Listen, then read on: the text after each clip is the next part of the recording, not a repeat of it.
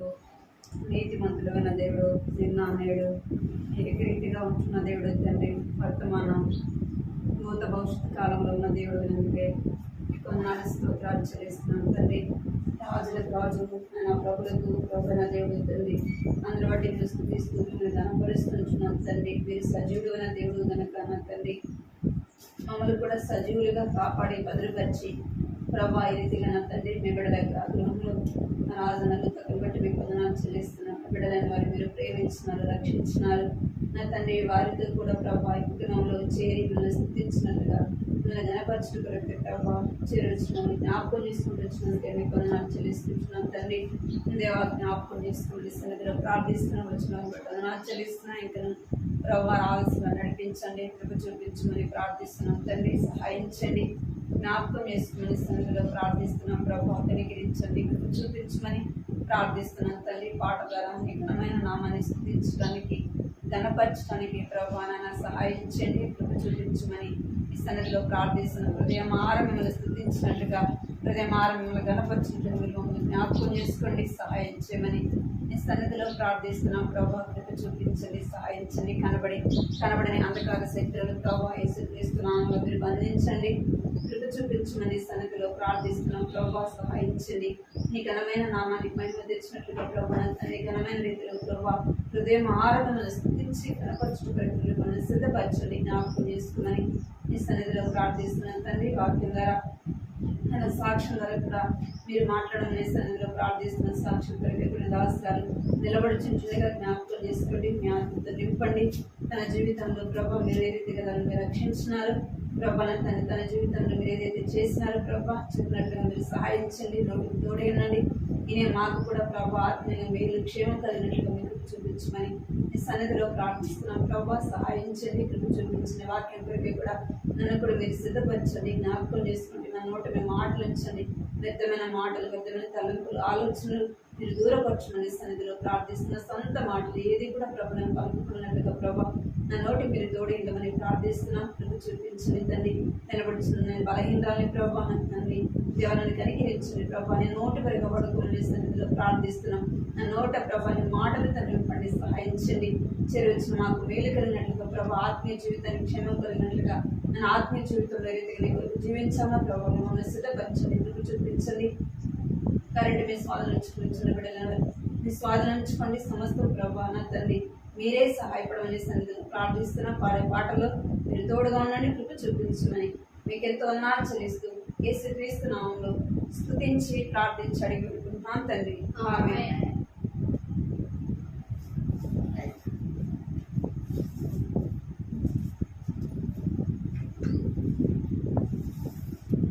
పాట పాడుతున్నాం.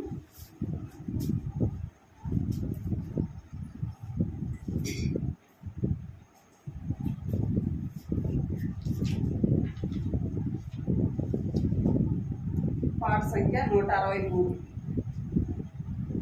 పాట సంఖ్య 163. అన్ని పాటలు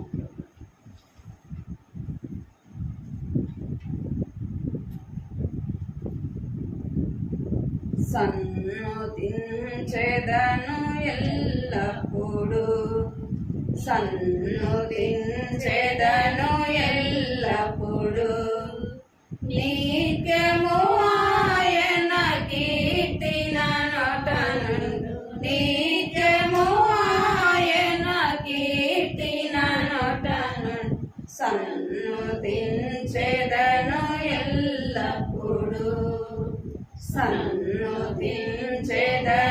ఎల్లప్పుడు. యెహోవాకు ప్రార్థించగా నా భయమంతా తొలగించెను, యెహోవాకు ప్రార్థించగా నా భయమంతా తొలగించెను. శ్రమలన్నిటి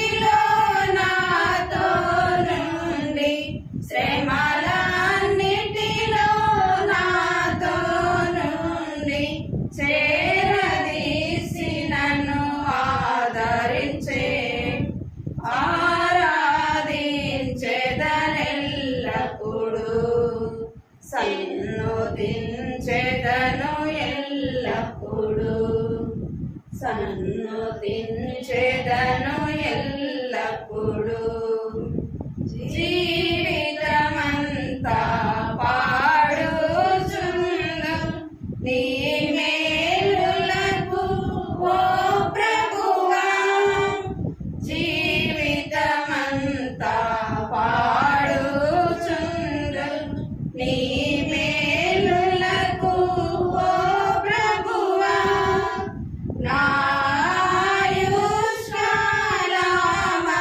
నాయుష్కాలమంతయును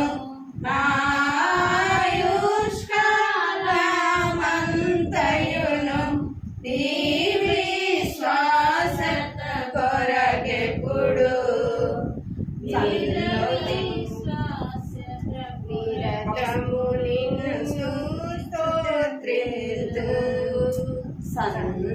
సన్నుతించెదను ఎల్లప్పుడు, సన్నుతించెదను ఎల్లప్పుడు. మహోన్నతమైనది నీదు మహిమ, కనక ప్రభావము గల ప్రభువా, మహోన్నతమైనది నీదు మహిమ, కనక ప్రభావము గల ప్రభువా. తనివి తీరగా నిన్ను పూజింతు, తనివి తీరగా నిన్ను పూజింతు, తరగని నీ కార్యములకై తప్పక నిన్ను స్తుతింతు. సన్నుతించెదను ఎల్లప్పుడు, సన్నుతించెదను ఎల్లప్పుడు. నీ సంకల్పమును నెరవేర్చి నడిపించితివి ఘనముగను, నీ సంకల్పమును నెరవేర్చి నడిపించితివి ఘనముగను. నాకు ప్రభుడవై నా కాపరివై, నాకు ప్రభుడవై నా కాపరివై, నా జీవితములనున్నావు.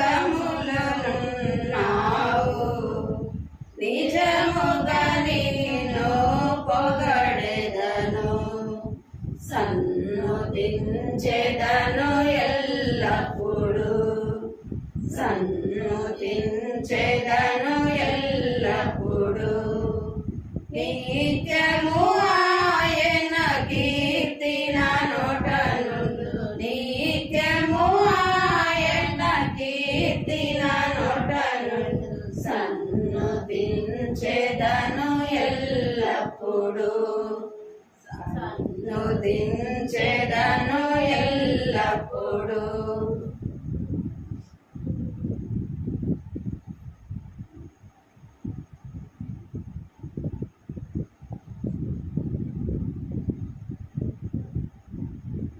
పాట సంఖ్య 236.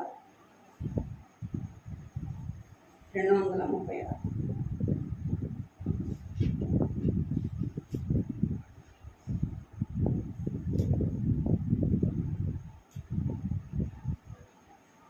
స్తోత్రించి కీర్తించెదము హల్లెలూయా, స్తుతి చెల్లించి ఉల్లాసింతుము హల్లెలూయా. స్తోత్రించి కీర్తించెదము హల్లెలూయా, స్తుతి చెల్లించి ఉల్లాసింతుము హల్లెలూయా. గడచిన కాలమెల్లా కంటి పాపాలే, గడచిన కాలమెల్లా కంటి పాపాలే, కాచేను ప్రభు మమ్ము హల్లెలూయా. ప్రభుని స్తోత్రించి కీర్తించెదము హల్లెలూయా, స్తుతి చెల్లించి ఉల్లాసింతుము హల్లెలూయా. పాపముల శాపమును బాపినాడు హల్లెలూయా మన శాపమును బాపినాడు హల్లెలూయా పాపమును బాపినాడు హల్లెలూయా మన శాపమును బాపినాడు హల్లెలూయా కన్న తల్లి వలె కనికరించెను మమ్ము కన్న తల్లి వలె కనికరించెను మమ్ము ఎన్న తరమ ప్రేమ హల్లెలూయా ప్రభుని స్తోత్రించి కీర్తించెదము హల్లెలూయా స్తుతి చెల్లించి ఉల్లాసింతుము హల్లెలూయా స్తోత్రించి కీర్తించెదము హల్లెలూయా స్తుతి చెల్లించి ఉల్లాసింతుము హల్లెలూయా తల్లి అయినా మరచినాను హల్లెలూయా తాను ఎన్నడైనా మరచిపోడు హల్లెలూయా తల్లి అయినా మరచినాను హల్లెలూయా తాను ఎన్నడైనా మరచిపోడు హల్లెలూయా ఎల్లా ఈవులనిచ్చి ఉల్లాసము సాగును ఎల్లా ఈవులనిచ్చి ఉల్లాసము సాగును కొల్లగా మన కోరే హల్లెలూయా ప్రభుని స్తోత్రించి కీర్తించెదము హల్లెలూయా స్తుతి చెల్లించి ఉల్లాసింతుము హల్లెలూయా స్తోత్రించి కీర్తించెదము హల్లెలూయా స్తుతి చెల్లించి ఉల్లాసింతుము హల్లెలూయా శోధన కాలమునందు హల్లెలూయా మన వేదన కాలమునందు హల్లెలూయా శోధన కాలమునందు హల్లెలూయా మన వేదన కాలమునందు హల్లెలూయా నాదుడు యేసు మన చెంతనుండానేలా నాదుడు యేసు మన చెంతనుండానేలా చింతలేమి ఉండవు హల్లెలూయా ప్రభుని స్తోత్రించి కీర్తించెదము హల్లెలూయా స్తుతి చెల్లించి ఉల్లాసింతుము హల్లెలూయా స్తోత్రించి కీర్తించెదము హల్లెలూయా స్తుతి చెల్లించి ఉల్లాసింతుము హల్లెలూయా ఘోర తుఫానులెన్నెన్నో హల్లెలూయా బహు ఘోరముగా లేచినాను హల్లెలూయా ఘోర తుఫానులెన్నెన్నో హల్లెలూయా బహు ఘోరముగా లేచినాను హల్లెలూయా దొలయందున్న యేసు దివ్యముగాను లేచి దొలయందున్న యేసు దివ్యముగాను లేచి దాటిగా వాటి నడుచు హల్లెలూయా ప్రభుని స్తోత్రించి కీర్తించెదము హల్లెలూయా స్తుతి చెల్లించి ఉల్లాసింతుము హల్లెలూయా స్తోత్రించి కీర్తించెదము హల్లెలూయా స్తుతి చెల్లించి ఉల్లాసింతుము హల్లెలూయా సర్వలోకమునందున్న హల్లెలూయా నన్ను సాక్షిగా నుంచెను యేసు హల్లెలూయా సర్వలోకమునందున్న హల్లెలూయా నన్ను సాక్షిగా నుంచెను యేసు హల్లెలూయా చేరిన వారినెల్లా కోరి ప్రేమించు యేసు చేరిన వారినెల్లా కోరి ప్రేమించు యేసు చేర్చును కౌగిలిలో హల్లెలూయా ప్రభుని స్తోత్రించి కీర్తించెదము హల్లెలూయా స్తుతి చెల్లించి ఉల్లాసింతుము హల్లెలూయా. స్తోత్రించి కీర్తించెదము హల్లెలూయా. స్తుతి చెల్లించి ఉల్లాసింతుము హల్లెలూయా.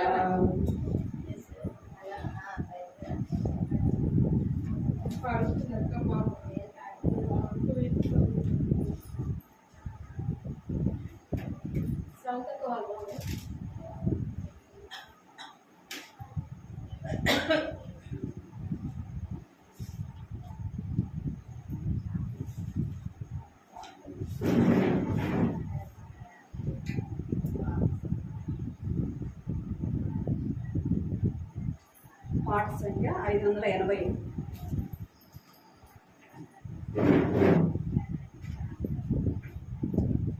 పాట సంఖ్య 587.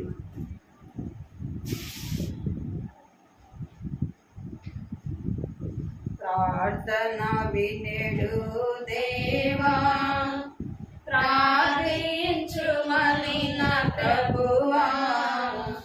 స్వార్థములెల్లను ద్రోసి దయచేరితి మమ్ము చూడు. స్వార్థములెల్లను ద్రోసి దయచేరితి మమ్ము చూడు. పొందిన మేలుల మరచి మందిర సమృద్ధి విడచి. పొందిన మేలుల మరచి మందిర సమృద్ధి విడచి. పొందితి మిలలో బాధల్ నిందెను తెచ్చితినయ్యా. పొందితి మిలలో బాధల్ నిందను తెచ్చితిమయ్యా. ప్రార్థన వినెడు దేవా, ప్రార్థించుమని నా ప్రభువా. స్వార్థములెల్లను ద్రోసి దయచేరితి మమ్ము చూడు. స్వార్థములెల్లను ద్రోసి దయచేరితి మమ్ము చూడు. ఒప్పుకొనుచుంటి మిలలో మా పితరుల వలె మేము. ఒప్పుకొనుచుంటి మిలలో మా పితరుల వలె మేము. అపవిత్రులమై నీదు కోపము రేపితిమయ్యా. అపవిత్రులమై నీదు కోపము రేపితిమయ్యా. ప్రార్థన వినెడు దేవా, ప్రార్థించుమని నా ప్రభువా. స్వార్థములెల్లను ద్రోసి దయచేరితి మమ్ము చూడు. స్వార్థములెల్లను ద్రోసి దయచేరితి మమ్ము చూడు. ఇరుకున పడి ఉంటిమి, పరులెల్లరు మమ్ము చూచి. ఇరుకున పడి ఉంటిమి, పరులెల్లరు మమ్ము చూచి. పరిహాసమును చేయా తరుణము నీచితిమయ్యా. పరిహాసమును చేయా తరుణము నీచితిమయ్యా. ప్రార్థన వినెడు దేవా, ప్రార్థించుమని నా ప్రభువా. స్వార్థములెల్లను ద్రోసి దయచేరితి మమ్ము చూడు. స్వార్థములెల్లను ద్రోసి దరి చేరితి మమ్ము చూడు నీ ముఖమును దాచగుము నీ మార్గమును నేర్పించు నీ ముఖమును దాచగుము నీ మార్గమును నేర్పించు నింపు నీ ఆత్మను మాలో సంపూర్ణులుగా చేయుమయ్యా నింపు నీ ఆత్మను మాలో సంపూర్ణులుగా చేయుమయ్యా ప్రార్థన వినెడు దేవా ప్రార్థించుమనిన ప్రభువా స్వార్థములను ద్రోసి దరి చేరితి మమ్ము చూడు స్వార్థములను ద్రోసి దరి చేరితి మమ్ము చూడు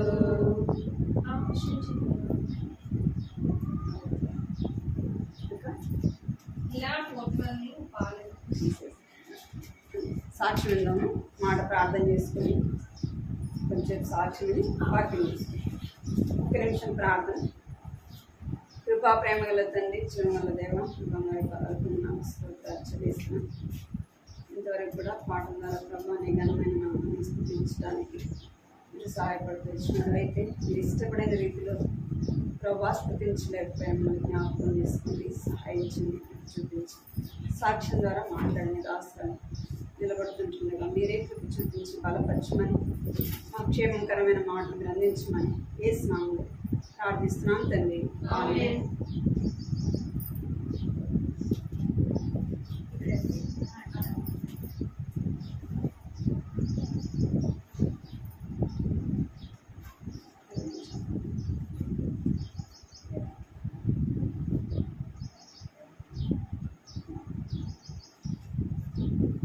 దేవునికి వందనాలు. ఇప్పుడు వచ్చింది అందరికీ నా సాక్ష్యం ఏంటంటే మేము 2008 నుంచి దేవుని నమ్ముతున్నాం. నాకు 2 పాపలు. నేను హాస్పిటల్ డ్యూటీ చేస్తున్నాను నర్సుగానే.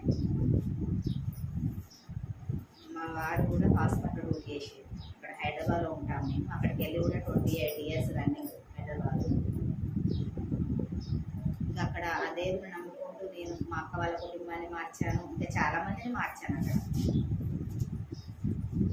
మాది హోసన్న సాలె సంఘం అంటారు. అక్కడ సిక్కలగూడలో ఉంటుంది. నేను నమ్ముకున్న తర్వాత మా వారు కొంచెం తాగేవాడు. దేవుడు అంటే చాలా కోపగించేవాడు. చాలా అంటే అసలు దేవుడే లేడు.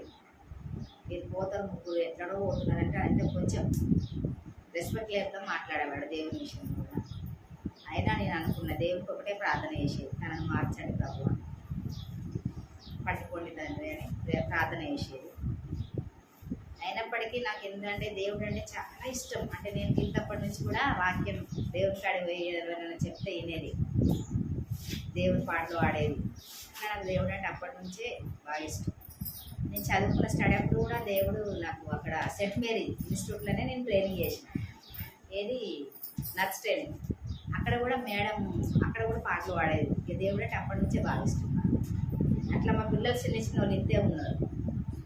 పిల్లలను కూడా చదువుకోకుండా డిస్టర్బ్ చేసేది తాగొచ్చి. మా ఆయన వాళ్ళు చదువుకుంటారంటే కూడా చదువు అవసరం మా పిల్లలకు అనేది ఎన్నో బాధ పెట్టేది మమ్మల్ని మా వారు. సరే అని మేము అతన్ని మేము ఎంతో ప్రేమతోటి ఎంత బాధ పెట్టినప్పటికీ కూడా ఆయన ఎంతో ప్రేమించి కూడా ఫస్ట్ దేవుని ప్రేమించిన తర్వాత ఆయన ఎంతగానో ప్రేమ చూపించుకున్న ప్రేమను అర్థం చేసుకోలేదు తను. నేను ఇంకా బాగా మా పిల్లలను చదివించాలని ఒక బాగా ఆలోచన నాకు. చదివించాలి, వాళ్ళు కూడా ఒక ఉద్యోగం కావాలి. నేను ఉద్యోగంలో సెటిల్ అయ్యాను కదా, నా లెక్కన వాళ్ళు సెటిల్ కావాలి. ఇలాంటి భర్త ఇంకోరు దొరకకూడదు అంటే అంత బాధ పెడుతున్నాడు. ఇంకా దొరకకూడదు, మా పిల్లలకు రాకూడదు అలాంటి కష్టం అని అనుకున్నా దేవునికి మొరపెట్టుకుని. అప్పుడు మాకు గొడవలు లొల్లిలే దేవుని విషయంలో బైబిల్ తీసి కూడా ఒక రాత్రి వచ్చి బాగా తాగొచ్చి 11 అవుతుంది, అప్పుడు 11 బైబిల్ తీసి ఇసిరేసాను కింది. మేము పైన ఉంటుంటుంది రెంట్. ఇసిరేసినప్పటికి కూడా నేను క్షమించిన ఆయన. బైబిల్ తెచ్చుకుంటుంటే వచ్చి ఆ మెట్ల మీద నుంచి నన్ను నెట్టేసిండు. నేను మొత్తం కింద పడి నాకు 20 కుట్టుబడి అవుతాను. అయినా కూడా దేవుడు నన్ను బతికించాడు. నన్ను గాంధీ హాస్పిటల్ తీసుకుని వెళ్ళాడు. వెళ్ళిన తర్వాత కాళ్ళకాడ పడి బాగా ఏడుస్తున్నాడు మా ఆయన. నా గురించి చెప్పాక పోలీసులు వచ్చి చెక్ చేస్తున్నారు. మా అక్క, మా అన్నయ్య, తమ్ముడు అందరూ వచ్చి కొడదామని అంటున్నారు మా ఆయన. ఇట్లా చేస్తారా అని. అట్లా ఎన్నో బాధలు పడ్డాను నేను. అయినా నేను అక్కడ చెప్పలేదు పోలీసు వాళ్ళకు కూడా. ఇది భర్త దాకిన కొట్టిన దెబ్బనే చెప్తలేవు అంటున్నారు వాళ్ళు. లేదండి, నాకు నేనే పడ్డా అని చెప్పి. అయినప్పటికీ కూడా దేవుడు అప్పుడు అనుకున్నా, చచ్చిన బతికిన నేను దేవుని నమ్ముతా. నా భర్త నా నుంచి దేవుడు సిద్ధమైతే నా దగ్గర ఉండని, లేదంటే దూరమే ఉండాలి అని మనసులో అనుకుని ప్రేయర్ చేసుకున్నా. నన్ను దేవుడు బతికించిండు. మళ్ళీ ఇంతనే ఉన్నారు అప్పుడు నా దెబ్బ తాకినప్పుడు పిల్లలు. మళ్ళీ నేను దేవుళ్ళనే ప్రేయర్ చేసుకుంటూ ఈ హాస్పిటల్ డ్యూటీ చేసి నేను చాలా సంపాదించాను. ప్రైవేట్ హాస్పిటల్ అయినప్పుడు కూడా హౌస్ విజిటింగ్లో ఇట్లా అమ్మ వాళ్ళ దగ్గరికి వెళ్ళి ఇంజక్షన్లు ఇవ్వడం, గ్లూకోజ్ పెట్టడం, యూరిన్ బ్యాగులు వేయడం. నాకు ఆ అమౌంట్ ఎక్కువ వచ్చేది. ఇక్కడ వచ్చిన డ్యూటీ కంటే అక్కడ అమౌంట్ ఎక్కువ వచ్చేది. హౌస్ విజిట్లో పోతే 1000 రూపీస్ అట్లా ఇట్లా పెట్టేటోరు. మా వారు ఏం చేసింది, మా పిల్లలకు ఇంట్లో ఉండి వంట చేసి వాళ్ళకు స్నానాలు చేయించి స్కూల్ పంపించింది. అట్లా ప్రతి ఒక్కటి ఇంటి పని అంతా కానీ చూసుకునేవాడు. వర్క్ వెళ్ళేది కానీ ఎప్పుడో ఒకసారి వెళ్ళింది కూడా దీనికే తాగడానికి పెట్టుకున్నాను. ఇవ్వపోయేది. సరేలే అని నేను కూడా వెళ్ళి అయితే పిల్లలు డిస్టర్బ్ అవుతుందని నేను వెళ్ళి పెట్టపోయేది. మా భర్తతోటి వెళ్ళి గొడవ వేసుకుపోయేది. అట్లా ఇట్లా మా పిల్లలు పెద్దవాళ్ళు అయ్యిండ్రు, ఇంకా మంచి చదువులు చదివిండ్రు. నేను జిఎన్ఎం నర్సు, ఆమె మా అమ్మాయి బిఎస్సీ నర్సింగ్ కంప్లీట్ అయిన ఇలాపర్ హాస్పిటల్ జాబ్ చేస్తాను ఇప్పుడు. అయితే నేను ఇల్లు పొందామని డబ్బులు సంపాదించిన బాగానే హైదరాబాద్లోనే. ఒక 10-12 లక్షల దాకా సంపాదించిన. చిట్టేసి మా అత్తగారింటిలో కూడా ఇల్లు కట్టిన. మా అత్తగారు చెల్పూర్ దగ్గర రాజపల్లి, అక్కడ ఇల్లు కట్టిన. ఇంత ఇల్లు కట్టిన, 2 రూములు ఇచ్చింది. స్లాబ్ వేసి మంచిగా ఇల్లు కట్టిన. పాతిల్లు ఉంది, కొత్త ఇల్లు ఉంది, టాంకీ అన్నీ చేయించిన. ఎందుకంటే ఎన్ని రోజులకున్నా మనం ముందు కావాలి కదా అన్నట్టుగా చేయించిన. ఇదన్నీ చేయించి మా పాపది మ్యారేజ్ విషయంలో కూడా సంపాదిస్తామనే సమయానికి ఇల్లు కొంటే అక్కడన్నా బెటర్ సెటిల్ అయిదామనే సమయానికి మా ఆయన ఏం చేసిండు, ఇల్లు కొనొద్దు, మనకి 2 ఆడపిల్లలు, మన ఊర్లో ఇల్లు ఉన్నాయి, మనకు అవసరం ఎక్కడ సిటీలో కొనడం అని చాలా గొడవ చేసి అక్కడ ఇల్లు కొనుక్కునడం చేసిండు. చేసి పత్రుల బంగారం కొనుక్కుందాం, చెరవాయితులలో వేద్దామని చెప్పిండు. అయితే మొదటి నుంచి నన్ను పెళ్లి చేసుకున్నప్పటి నుంచి మనకు పెద్ద చేసిన పెళ్ళేనా చేసుకున్నప్పటి నుంచి వాళ్ళ అన్నదమ్ములు అంటే, అక్క చెల్లెలు అంటే, వాళ్ళ తల్లి అంటే, తండ్రి అంటే ప్రేమించు వద్దంటలేదు, కానీ అధికంగా ప్రేమించారు. ఎవరైనా అందరికీ తల్లిదండ్రులు ఉంటారు, అందరికీ అక్క చెల్లెలు ఉంటారు, అందరికీ అన్నదమ్ములు ఉంటారు, కానీ అధికంగా ప్రేమించాడు వాళ్ళని. వాళ్ళు ఏం చేసిండ్రు, నా ఉన్న బంగారం పత్రుల బంగారం తీసుకున్నామని చెప్పారు మా ఆయన చెప్పకుండా చేయకుండా బంగారం పెట్టుకుని పోయింది. బీరువాలు పెడతాం కదా, 2 పిల్లలకు పెళ్లిళ్ళు చేసే బంగారం అది. ఆల్రెడీ పెద్ద అమ్మాయికి చేతికి వచ్చింది, ఇక మ్యారేజ్ మాట్లాడుతున్నాం అటు ఇటు. అమ్మాయి మరి నేను లవ్ చేశాను, చేసుకుంటే ఆయనని పెళ్లి చేసుకుంటా అన్నది. ఎట్లయితేంది లేకపోతే చనిపోతా అంటుంది. అలాంటప్పుడు ఎట్లయితేంది, మనం లవ్ అరేంజ్ మ్యారేజ్ చేద్దాం అమ్మాయికి. ఆమె ఎట్లవి మనం చెప్పినా వినదు ఆమె. అరేంజ్ మ్యారేజ్ చేద్దాం అని అంటే మా ఆయన వినలేదు. వినకుండా వాళ్ళ అక్క చెల్లెలు మాట పట్టుకున్న బంగారం ఉంటుంది అక్కడ పెట్టేసాను. ఈ బిడ్డ పెళ్లి చేస్తుంది నేను చూస్తా అని అనుకున్నాడు మా ఆయన. మా కుటుంబం అందరూ, అత్తగారు, మాకు 5 అన్నదమ్ములు, వీళ్ళు అక్క చెల్లెళ్ళు 4, 9. మా అత్త మంచిగానే ఉంది, మావ చనిపోయాడు. నేను అక్కడ ఊర్లో ఇల్లు కట్టిన, అన్నీ బాగానే ఉన్నాయి. ఊర్లో నేను చిట్టీలు వేసిన, డబ్బులు కమాయించే బంగారం ఉన్నా. మళ్ళీ ఇల్లు కిరాయి కూడా ఇచ్చిన, నెలకు 1000 రూపాయలు వస్తాయి. నాకు నెలకు 1000 రూపాయలు నాకు ఈరా అంటే ఇస్తలేడు. బాబాయ్ ఈయనే ఉంటాడు, తీసుకొచ్చుకొని నన్ను వచ్చి లొలి చేస్తుంది. అక్క మా చిన్నమ్మ కొడుకే అలా కిరాయి ఉంటాడు, నేను ఇవ్వను నీకు, బాబాకే ఇస్తే గొడవలు అవుతున్నాయని చెప్పాడు. సరే అని వదిలేసిన, ఇల్లు కిరాయి వదిలేసిన, భూమి జాగా ఇల్లు అన్నీ వదిలేసిన. తను వచ్చి లాక్డౌన్ వరకు మాతోటే ఉన్నాడు. లాక్డౌన్లో బయటపడ్డది ఈ బంగారం ఉంటే అనిపించాడు. అప్పటి నుంచి మనిషి ఇక్కడే ఉంటాడు. అప్పుడు నేను ఒకటే ప్రార్థన చేసుకున్నా, ఏసయ్య నీ చిత్తమైతే అది పట్టుకున్న నా దగ్గర రాని, నేను వద్దాను, నేను శిక్షించా, నేను బాధ పెట్టా, నేను ఏమి అనా, ఆడబిడ్డలను ఏమి అనా, అత్తమామను ఏమి అనా, మరదలను ఏమైనా, బావలను ఏమైనా, భర్తను కూడా ఏమన్నా, నీ చిత్తమైతే రప్పించు, లేకపోతే లేదు అని ప్రేయర్లో పెట్టినా. ఇప్పటి వరకు కూడా రాలేదు. అయినప్పటికీ కూడా ఈ లవ్ చేసిన అబ్బాయికే దేవుడు నన్ను ఎంతో తలగా నిలబెట్టాడు. అసలు ఆమె హిందూ మ్యారేజ్ చేసుకున్నప్పటికీ 10 లక్షల కట్నం ఇచ్చిన, 10 తులాల బంగారం పెట్టిన, మ్యారేజ్ చేసిన. అంత ఎత్తుగా నన్ను ఆశీర్వదించింది దేవుడు. నేను ప్రార్థన చేసుకుంటే ఏసయ్య నీ చిత్తం మరి. మా పాప చెప్తుంటే లేదు, ఆయన కావాలంటే నేను చేస్తాను. కానీ అది చేయొద్దు, ఆ మ్యారేజ్ని చేయకూడదు, కానీ చేస్తున్నా. తప్పలేకపోతుంది ప్రభు అని బాగా ప్రేయర్ చేసుకుంటూ, గొలుసు ప్రార్థన నా ఇద్దరు బిడ్డలు నేను ఇంట్లోనే గొలుసు ప్రార్థన చేసుకుంటూ, ఆ పైసలు మాకు ఎవరన్నా అప్పులు ఇచ్చే వాళ్ళు కూడా, ఒక అన్నయ్య ముందుకు వచ్చిండు, 3 లక్షలు ఇస్తే చెల్లె నీ పరిస్థితి ఏంటో నాకు తెలుసు, నీ ఇబ్బంది ఏంటో నాకు తెలుసు అని ఎంత అన్నా కూడా మా సొంత అక్కనే ఆ పైసలు కూడా ఇవ్వకుండా 1 లక్ష స్టార్ట్ చేసిండు. సొంత వాళ్ళు కూడా మనకు ద్రోహమే చేసుకుంటారు. సొంత తోడబుట్టిన అక్కనే అన్నయ్య నువ్వు ఆ డబ్బులు ఇవ్వకు, వాళ్ళు 3 ఆడోళ్ళే, నీకు ఇయ్యరు వాళ్ళు. ఈ రకంగా నన్ను మా సొంత అక్క కూడా బాధ పెట్టింది. అయినప్పటికీ కూడా దేవునికి ఒక్కటే మొరపెట్టిన, ఏసయ్య ప్రార్థన తప్ప నాకు ఏం లేదు, ఇంకా నాకేం ఆధారం లేదు, మస్తు ప్రార్థన చేసుకున్నాను. నా బిడ్డలు నేను దేవుడు సమకూర్చి అందరికంటే ముందు మమ్మల్ని తగాల పెట్టిండు. దేవుడు అంత మంచి గొప్ప దేవుడిని మర్చిపోలేకుండా ఎక్కడ పోయినా కూడా నాకు ఏసయ్య కావాలి, ఎక్కడ ప్రార్థన కూడా ఏసయ్య దగ్గర వెళ్తా అని ప్రార్థించుకుంటే నేను మొన్న ఇక్కడికి వచ్చాను. అది చాలా పెద్ద సాక్ష్యం అండి. చెప్పింది ఇప్పటికి కొంచెమే, చాలా బాధపడ్డాను. భర్త ఇక్కడే చెప్పలేదు, పెళ్ళి తెలిసింది ఆల్రెడీ మ్యారేజ్ అయిన సంగతి.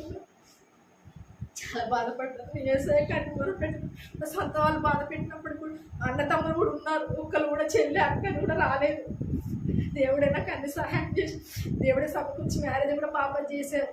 మా పాప కూడా ఇప్పుడు చదువుకొని ఆమె ఇంటర్ 10th అన్ని ఫెయిల్ అయితే ఒక్కొక్క సబ్జెక్ట్ ఫెయిల్ అయినా కూడా దేవుడికి మొరపెట్టుకొని ఆమె కూడా మంచి ప్రార్థనలో ఉన్నారు. నా పిల్లలు కూడా పాప కూడా మంచి అన్నింటిలో పాస్ అయ్యి ఫస్ట్ ర్యాంక్లో పాస్ అయ్యి మళ్ళీ జాబ్ తెచ్చుకొని నీలఫర్ హాస్పిటల్లో కాంట్రాక్ట్ బేసిక్లో జాబ్ చేస్తుంది అమ్మాయి, చిన్నపిల్లల వాటిలో. మా చిన్నమ్మాయి ఉంది ఇప్పుడు, ఆమె కూడా చాలా ఇంట్రెస్ట్ చదవంటే. మా ఇద్దరు పిల్లలు, చిన్నమ్మాయి కూడా ఇప్పుడు లా సెట్ అప్లై చేసింది, సెట్ అప్లై చేసింది. ఆమె BA జర్నలిస్ట్. ఆమె కూడా ఇప్పుడు ఒక ఉద్యోగం రావాలని చదువుతుంది. ఇక ఆమె కూడా ఒక ఉద్యోగం సెటిల్ అయిందంటే ఆమె కూడా ఎక్కడన్నా మ్యారేజ్ చేస్తాను. దళిత బంధు వచ్చింది. అమ్మాయి కూడా డ్యూటీ చేసుకొని కూడా 3 లక్షలు సంపాదించుకుంది. 2 సంవత్సరాల నుంచి డ్యూటీ, ఆమె లాక్డౌన్ నుంచి డ్యూటీ స్టార్ట్ అయింది. ఆమె డ్యూటీ చేసుకొని 3 లక్షలు 2 లక్షలు సంపాదించి వచ్చి అడిగినాము కూడా, మా మరదలకు మా బావలకు అందరూ వినిపించి బంగారం తెచ్చిండు, ఏమైంది ఎక్కడ పెట్టిండని. మా పిల్లలు నేను పోయి అడిగినా కూడా వాళ్ళు ఏమీ రెస్పాండ్ అవ్వలేదు.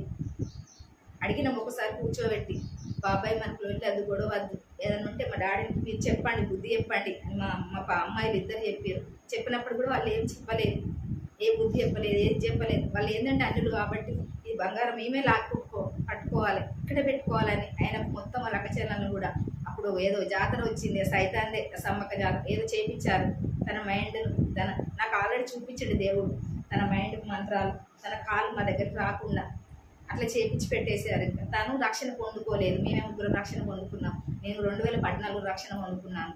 అది డిసెంబర్ 10వ తారీఖున నేను బాప్టిజం తీసుకున్నాను హైదరాబాద్లో బాలాపూర్లో. మా పిల్లలు 2015లోనో 18లో తీసుకున్నారు ఇద్దరు. వాళ్ళిద్దరు ఒకసారి తీసుకున్నారు, నేను ఒకసారి తీసుకున్నాను. అట్లా మేము బాప్టిజం తీసుకున్నాం ఆ టైంలో. ఇప్పటి వరకు అయితే మేము బాగానే ఉన్నాం. ఇక్కడ రెంట్ కిరాయి కట్టుకొని ఒక మొగైల లెక్కన పోరాడుకుంటూ, దళిత బంధు వచ్చిన తర్వాత కూడా మమ్మల్ని, నా చిన్న బిడ్డ నేను వస్తే దళిత బంధు కూడా ఇయ్యా అని మమ్మల్ని తీసుకొచ్చి 10 మంది మూలకులు కొట్టిపించిండు ఆయన. అప్పుడు నాకు మనసుకి నేను అనుకుని స్వెటర్ పెట్టి ఇల్లు కట్టిన. ఆ స్వెటర్లని షాప్ పెట్టాలని అది మా కార్యదర్శి మేడమే ఉంటుంది. మీ ఇల్లు ఉంది కదమ్మా, షాప్ ముందు నేను ఫోటో తీయాలని. మీ ఇల్లని అనుకోలేదు అసలు ఇన్ని రోజులు అని అన్నది ఆమె. మాదే ఇల్లు మేడం, నేను ఏదో దేవుని బట్టి క్షమించి వదిలేసిన ఆ ఇల్లును. అంటే ఆ ఇల్లు నీదే అమ్మ, నువ్వు కష్టపడి కట్టుకున్నావు అని ఊరంతా అంటున్నారు, నువ్వు ఎందుకు భయపడుతున్నావు అన్నదా.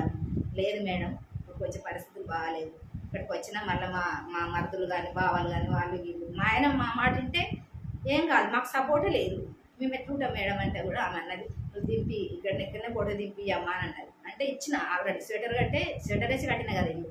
ఇచ్చిన తర్వాత మళ్ళీ మాకు పైసలు వచ్చిన ఆయన ఎప్పుడైతే తెలిసిందో మమ్మల్ని తీసుకొచ్చి కొట్టిపించి వాళ్ళే పోలీస్ స్టేషన్కి వెళ్ళారు.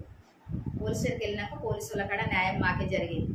ఆయన ఈ రకంగా చేసిండు, ఇట్లా తెచ్చిండు, అక్కయ్యలకి ఇచ్చిండు, ఎవరికి ఇచ్చిండో చెప్తలేడు మాకు మా ఆయన. అవి తీసుకొని రమ్మను, నేను చూసుకుంటాను, నన్ను ఉదయం తీసుకుపోమంటుండు వాళ్ళు. నేను తీసుకుపోనంటే నేను నా భర్త నాకు కావాలి, నేను ఎందుకు అద్దంట, నా భర్త నాకు కావాలి, అవి పట్టుకొని రమ్మను, నేను చూసుకుంటా. పాప మ్యారేజ్ అప్పటి వరకు పాప మ్యారేజ్ కాలే, ఇంకా పాప మ్యారేజ్ పెట్టి పెళ్లి చేసుకుంటాం, అద్దంటలేదు అని నేను అన్నా.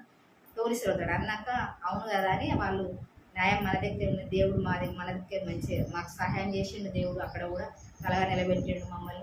మా పాపను చాలా ఇబ్బంది పెట్టారు, చిన్న అమ్మాయిని కూడా. వాళ్ళు మా అత్తగారు వాళ్ళు నన్ను మేమిద్దరు మమ్మల్ని ఇద్దరు నుంచి బాగా బాధ పెట్టారు వాళ్ళు. అయినప్పటికీ కూడా మేము దేవుళ్ళ బట్టే క్షమించడం వాళ్ళందరినీ. చాలా బాధలు అంటే చెప్పుకోలేని బాధలు పడ్డాను అయినప్పుడు కూడా దేవుడు నాకుంటే చాలు అనుకున్నా. దేవుని పట్టుకుని దేవునికి సేవ చేయాలని ఎంతో కోరిక నాకు. ఎందుకంటే దేవుని ప్రతి ఒక్క వాక్యం కానీ చదివింది, పాటలు కానీ అక్కడ నేను చర్చిలోనే అక్కడ పాటలు పాడతాను నేనే అక్కడ కంజర కొడతాను మా చర్చిలో అక్కడ హైదరాబాద్లో. మా పాప డ్యాన్స్ చేపిస్తుంది పిల్లలకు, సండే స్కూల్ చెప్తుంది, సాంగ్స్ పాడుతుంది అన్నీ.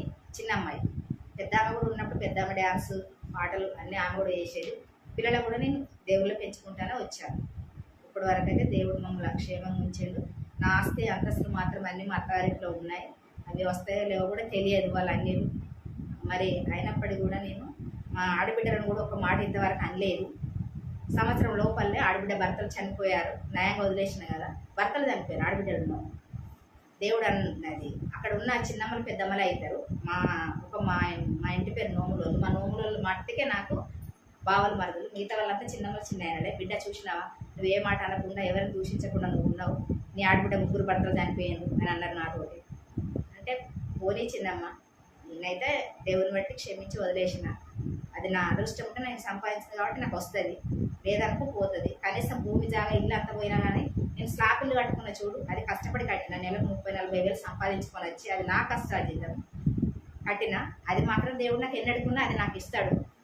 నాకేకపోయినా నాకు పెద్ద బిడ్డ స్థానంలో ఆమె తెచ్చుకుంటుంది, కొట్లాడి డాడీ అని.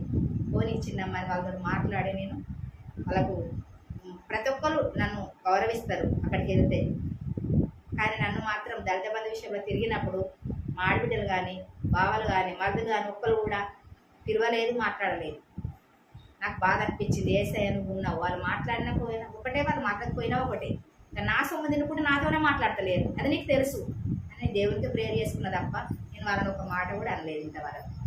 కానీ ఇప్పుడు ఇంతవరకు దేవుడు నన్ను ఈ స్థితిలో ఉంచాడు. ఒక మొబైల్ లెక్క నేను వచ్చి ఇక్కడ ఎలక్ట్రిషియన్ షాప్ పెట్టుకొని అది నా పేరట్నే, ఆ షాప్ కూడా నాకు ఫోటో తీసుకొని వాళ్ళు రాసుకున్నారంటే సెకండ్ పెడితే కూడా అప్లై అయిపోతుంది నాకు. అది ఒకదానికోసం ఇక్కడ ఉండి నేను పోరాడుతున్నాను. దానికోసం పేర్లు పెట్టండి సిస్టర్ మీరందరూ కూడా. అది కూడా వచ్చేసిందంటే మా చిన్న అమ్మాయి కూడా కొంచెం చదువుకు దానికి అవసరం వస్తే డబ్బులు నేను కొన్ని అప్పులు కూడా తెచ్చాను, ఒక 2-3 లక్షలు. అది కూడా కట్టేస్తాను వచ్చిందంటే. కళ్యాణ లక్ష్మి అప్లై చేశాను, అది కూడా రావాలని పేర్లు పెట్టండి సిస్టర్. ఇవన్నీ వచ్చిందంటే కొన్ని అప్పులు కట్టేసుకొని కొన్ని పాపకు చదువు కోసం పెట్టేసుకుంటా. ఇంకా అంతే. నాదా ఏజ్ అయిపోతుంది ఇప్పటి వరకు. నేను ఏజ్ అయిపోతుంది కానీ ఏజ్ అయితే రావట్లేదు కదా. ఇప్పటి వరకు ఏదో నేను చాలా మట్టుకైతే ఇట్లాంటి అమ్మ వాళ్ళకే సేవ చేసిన.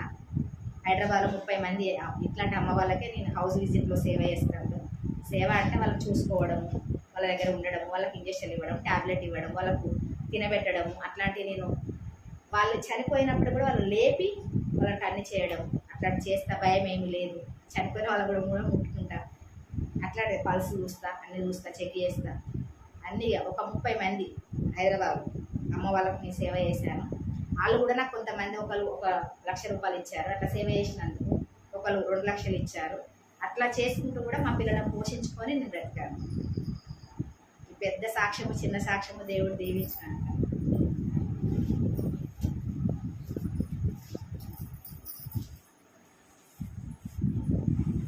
ప్రార్థన చేసుకుని వాక్యం ఇస్తున్నాను. కృపా ప్రేమ గల తండ్రి, చిన్న దేవ, బంగారు పదాలు స్తోత్రాలు చెల్లిస్తున్నాను. కనబట్టి మీకు వందనాలు చెల్లిస్తుంది. రాష్ట్రాన్ని మీరు ప్రేమించినారు, జ్ఞాపకం చేసుకున్నారు ప్రభావ, రక్షించినారు. వందనాలు చెల్లిస్తున్నాను. తన భర్త తనకు అన్యాయం చేసినప్పటికీ, తన యొక్క బంధువులు అన్యాయం చేసినప్పటికీ ప్రభావ మీరు నమ్మదగిన దేవుడుగా ఉంటూ తన ఎడల ఎంతో మీరు చేస్తూ వచ్చినారు ప్రభావ. తన బిడ్డల ఎడల మీరు చేసిన మేలును బట్టి, మీరు చూపిన కృపను బట్టి మీకు ఎంతో వందనాలు చెల్లిస్తుంది. రాష్ట్రాన్ని ఇంకా మీరు జ్ఞాపకం చేసుకోండి, బలపరచండి, కుటుంబాన్ని దీవించండి. తన బిడ్డల విషయంలో మీరు కృప చూపించి నడిపించండి. మీకు వందనాలు చెల్లిస్తుంది. వాక్యం ప్రతి సిద్ధపరచండి, కృప చూపించండి. చేరవచ్చిన మాతో మీరు మాట్లాడని ప్రభావ, మీ స్వరం వినడానికి సహాయించండి. ఆత్మ చెప్పు సంగతులు చెవిగలవాడు వినుగాక అని సెలవిచ్చినారు తండ్రి. మీరు ఆత్మతో మాట్లాడుతున్నప్పుడు ప్రభావ మేము వినటానికి, గ్రహించడానికి సహాయించండి. మా దృష్టి, మా మనస్సు ప్రభావ మీ వైపు చూడడానికి సహాయించమని ప్రభావ మీకు ఎంతో వందనాలు చెల్లిస్తూ యేసు నామములో ప్రార్థిస్తున్నాం తండ్రి. ఆమేన్. వాక్యం చదువుతున్నాను.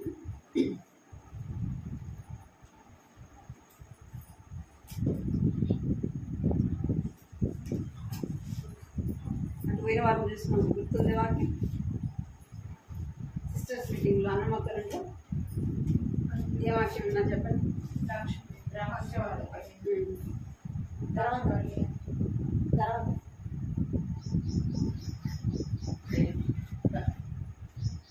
వినువారు మాత్రమై ఉండక ఏం చేయాలంట? భద్రపరుచుకోవాలా. వాక్యాన్ని ఏం చేయాలా? మనము గుర్తు చేసుకుంటూ ఉండాలి. ఏం చేస్తాం? నోట్బుక్లో రాసుకుంటాం కదా, రాసుకుంటాం అంటే ఇప్పుడు రాసుకొని తర్వాత పక్కన వేసేస్తే మళ్ళీ ఎప్పుడు తీసుకుంటాం దాన్ని? నోట్బుక్ని మళ్ళా ప్రార్థనకి వెళ్ళేటప్పుడే నోట్బుక్ తీసుకుంటాం కదా. అంటే నేనేం చెప్పేదాన్ని పెద్ద జ్ఞాపశక్తి కలదానని కాదు, కానీ ఎందుకంటే మనం విన్నది గుర్తు చేసుకోవాలి. ఒకసారైనా ఏం చేసుకోవాలా? సిస్టర్స్ మీటింగ్లో ఏం వింటున్నాం, మనం ఆదివారం సండే మందిరానికి వెళ్ళినప్పుడు ఏం చెప్తున్నారు వినాలి. ఎన్నో గుర్తుపెట్టుకుంటాం. లోక సంబంధం మనం ఎప్పుడో చిన్నప్పుడు జరిగినట్టు కూడా ఏం చేస్తాం? ఇప్పుడు అడుగుతూ చెప్తాం మనం, అవునా కదా? నిన్న సాయంత్రం ఏమన్నా వాక్యం ఈరోజు ఉదయాన్ని గుర్తుండదు. చూసారా? సాయంత్రం దేవుని వాక్యం ఏమన్నామో ఉదయాన్ని గుర్తుండదు. కానీ చిన్నప్పుడు మనకి ఏదైనా ఎవరైనా ఏమైనా అని ఉంటే మనకి ఏం జరిగిందో ఏం చేస్తాం? వెంటనే చెప్పేస్తాం. చూసారా? సాతాను మన విన్న వాక్యాన్ని ఏం చేస్తుందంట? ఎత్తుకొని పోతుంది. మన ఒక అన్న చెప్పిండాడు, బీపీఎస్లో ఏం చెప్పిందంట, అవన్నీ ఎట్లా పోతాయంట? చినిగిపోయిన సంచిలోకి పోస్తూ ఉంటే ఏం చేస్తూ ఉంటాయి? పోతూనే ఉంటాయి. పైన పోస్తూ ఉంటే కింద పోతూనే ఉంటాయి. అట్లా మనం విన్న వాక్యం అంతా కూడా దుష్టుడు సాతాను ఏం చేస్తాడు? ఎత్తుకొని పోతాడు. మనం ఆత్మీయంగా మేలు పొందటం దానికి ఎంత మాత్రం ఇష్టం ఉండదు. మనము ఫలించుట అనే మాటను మనము చూస్తాం. కొంతమంది జీవితాలు వారు ఏ రీతిగా ఫలించినారో కూడా చూసాం. పోయిన వారం ఏం చూసామంటే మనము ఫలించుట. ఏ ఫలాలు? ఆత్మ ఫలాలు ఫలించాలి. ఆత్మీయ జీవితంలో ఫలించాలి. ఒకప్పుడు దేవుని ఎరగక ముందు ఎట్లా ఫలించినామంట? ఏ ఫలాలు మనలో ఉంటూ వచ్చినాయి? దేవుని నమ్మక ముందు ఏ ఫలాలు మనలో ఉన్నాయి? చూడండి, గలతీ 5వ అధ్యాయం, గలతీ రాసిన పత్రిక 5వ అధ్యాయం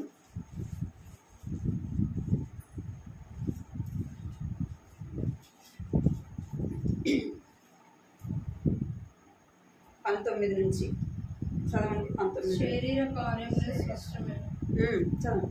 అవి వెనక జారత్వము, అపవిత్రత, కామకర్మ, విగ్రహారాధన, అభిచారము, ద్వేషము, కలహము, మత్సరములు, క్రోధములు, పక్షము, భేదములు, విమతములు, అసూయలు, మత్తతలు, అల్లరితో కూడిన ఆటపాటలు మొదలైనవి.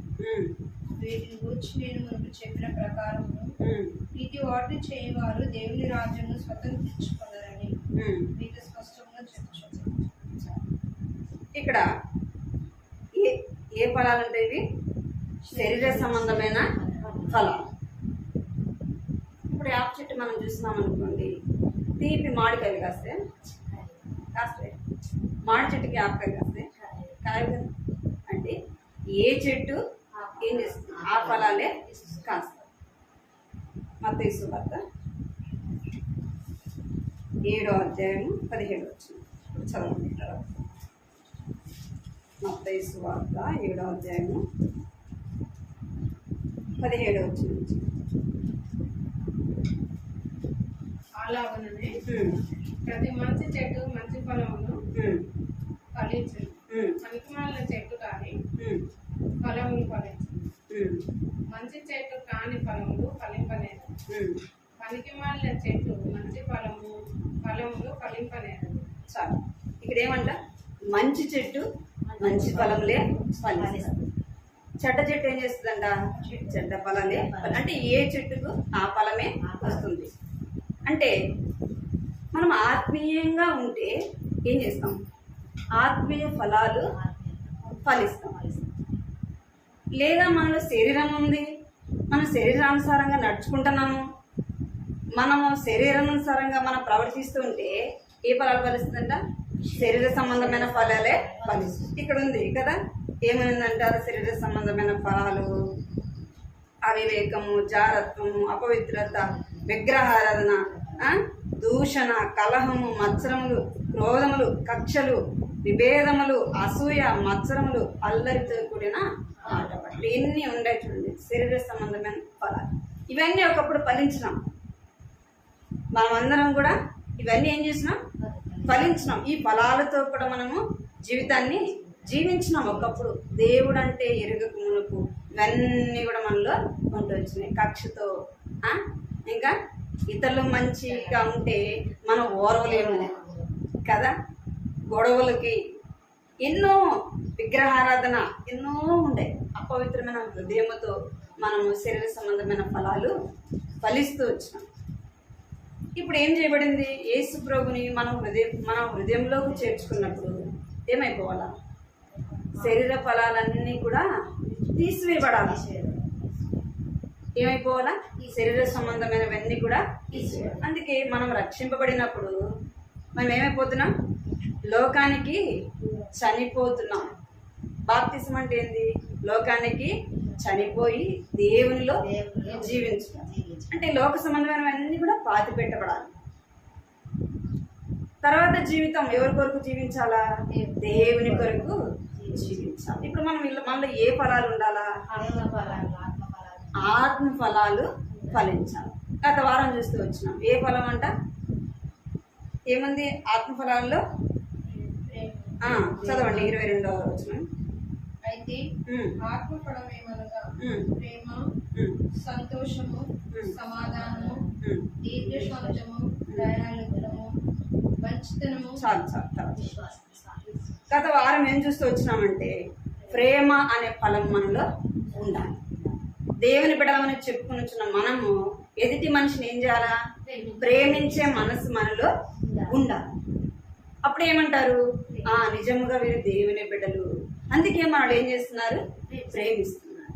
మనం మంచివారం కాకపోయినా వారికి కీడు చేసినప్పటికీ, నష్టం చేసినప్పటికీ ఏం చేస్తున్నారు? మనల్ని ప్రేమిస్తున్నారు. నిజంగా వీరు దేవుని బిడ్డలు, వీళ్ళు ప్రేమ ఉంది, దేవుని ప్రేమ ఉంది. దేవుడు ఎలాంటి వారిని ప్రేమించాడు? మంచివారిని, చెడ్డవారిని, అందరినీ ప్రేమించాడు కదా. అందుకే ఆయన ప్రేమ స్వరూపి.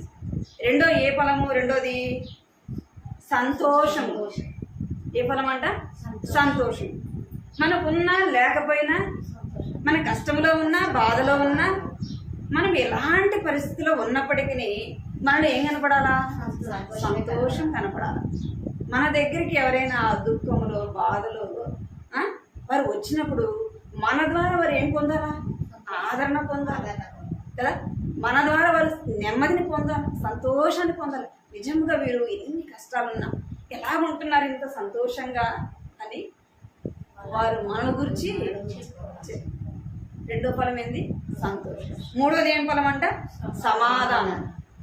దేవునితో, మనుషులతో ఎట్లా ఉండాలంట? సమాధానముగా ఉండాలి. లోకంలో ఉన్న వాళ్ళు ఎట్లా ఉంటారు? కలవరం కలవరం కలవరం కలవరం కదా. వాళ్ళు నెమ్మదిగా ఉండరు, ఉండే వాళ్ళని ఉండేది. వాళ్ళు సమాధానంగా ఉంటే కదా ఇతరులని సమాధానం ఉండనిచ్చేది, అవునా కదా. వాళ్ళు ఉంటేనే ఉండేది. సమాధానంగా ఎవరు ఉండగలరు? దేవుని బిడ్డలకు మాత్రమే ఉండగలరు. ఎందుకంటే దేవుడు సమాధానానికి కర్త. ఆయన అన్ని విషయాల్లో సమాధానం ఇచ్చేవాడు కాబట్టి సమాధాన ఫలము చూసుకోవచ్చు. ఈరోజు అక్కడ ఏముంది? సమాధానం తర్వాత దీర్ఘశాంతం. ఏ శాంతం అంట? దీర్ఘశాంతం. ఎప్పుడు అవసరం మనకి దీర్ఘశాంతం? ఏ ఏ విషయాల్లో దీర్ఘశాంతం ఉండాలి చెప్పండి. శాంతం ఎప్పుడు అవసరం?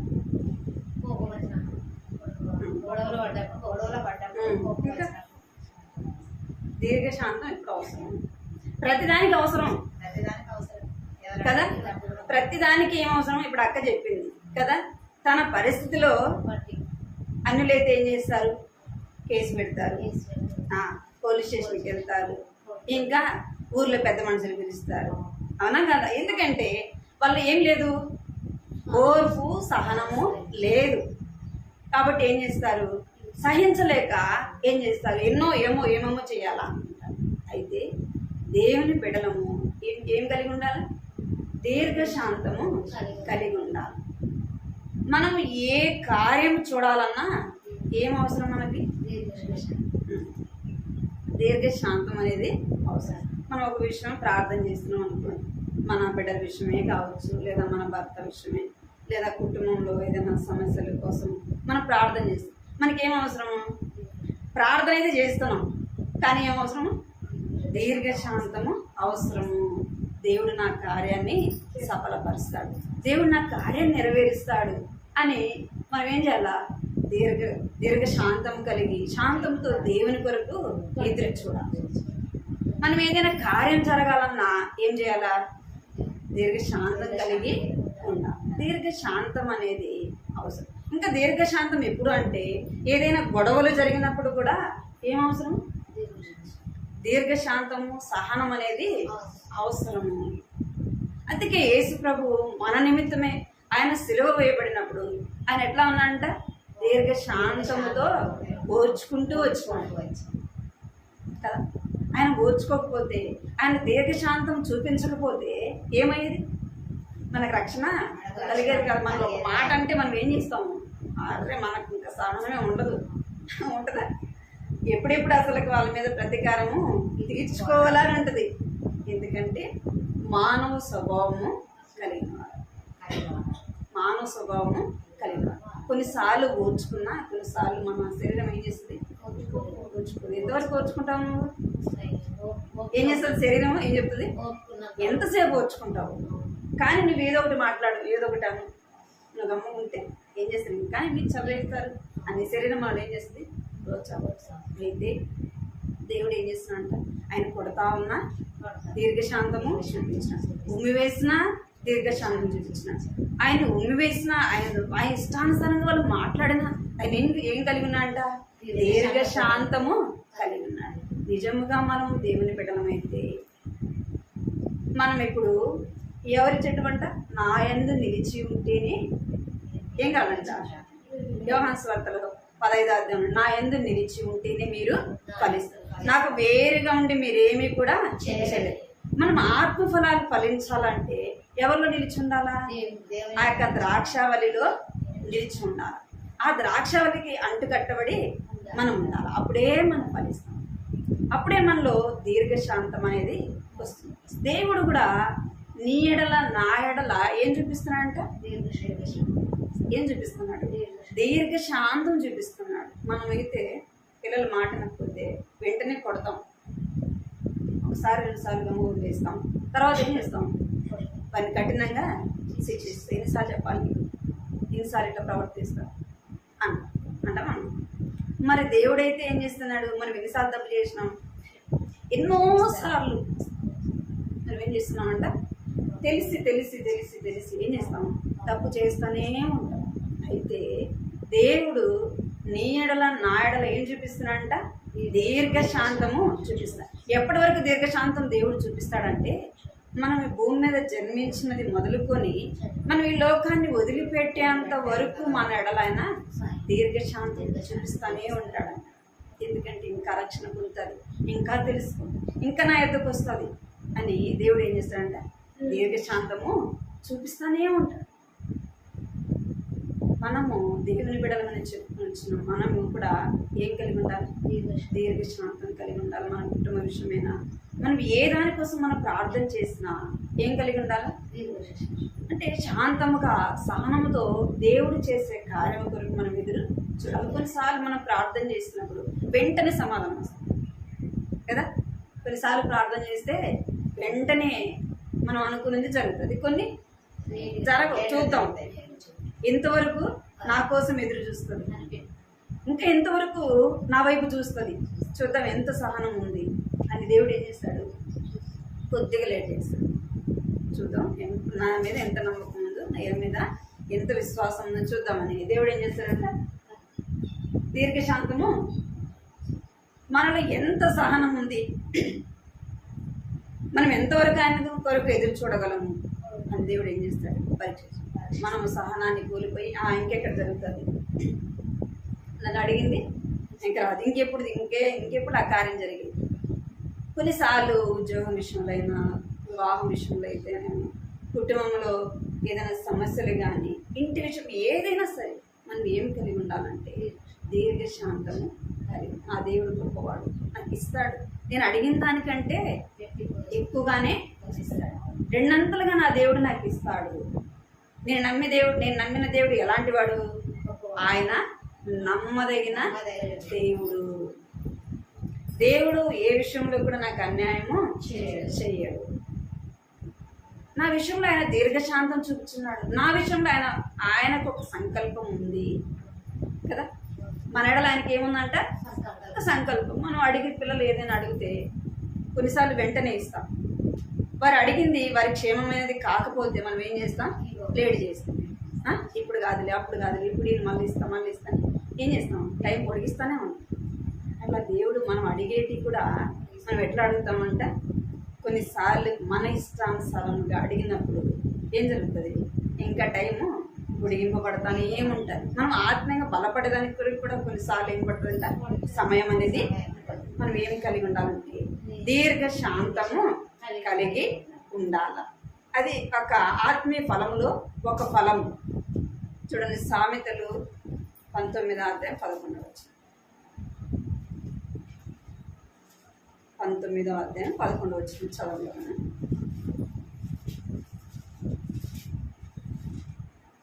సామెతలు సుబుద్ధి వానికి దీర్ఘశాంతం పెంచుకుంది, తప్పులు క్షమించుట వానికి ఘనతనిచ్చు.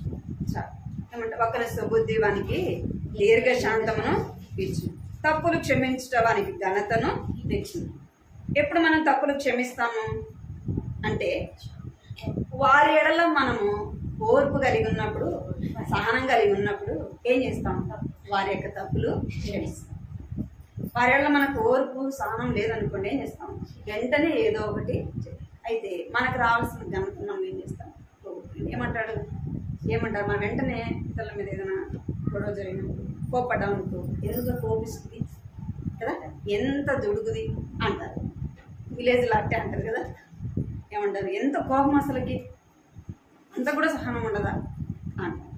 అంటే ఏం కలిగి ఉండాలంట?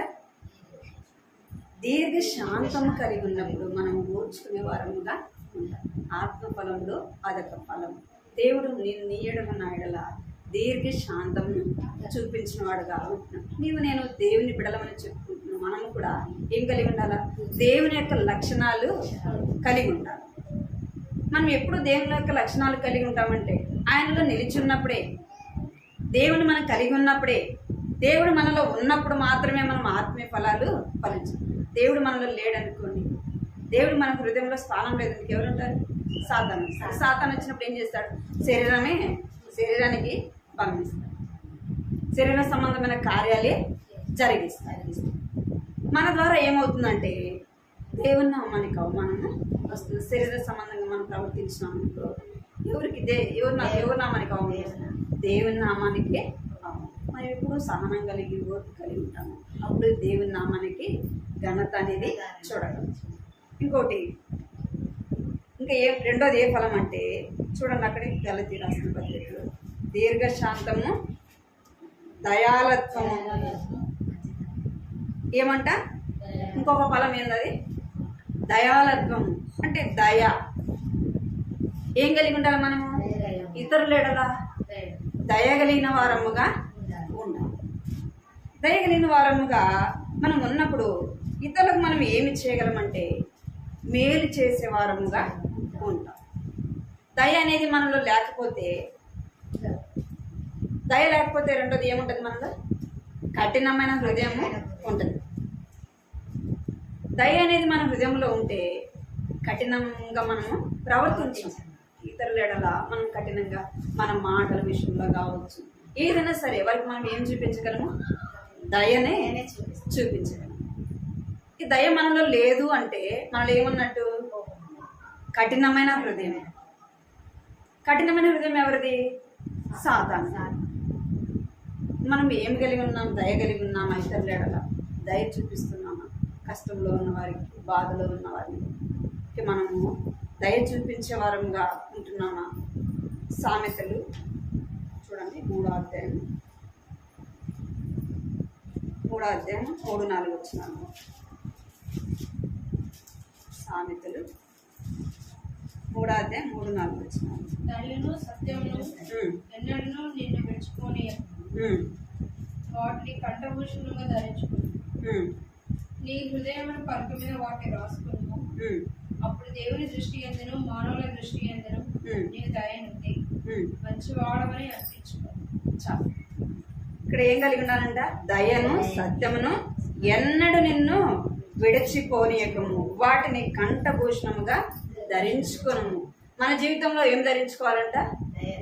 దయ అనే వస్త్రాన్ని మనము ధరించుకోవాలి. దేవుడు ఎంత దయగలవాడు! దయగలిగినవాడా? ఆయన యొక్క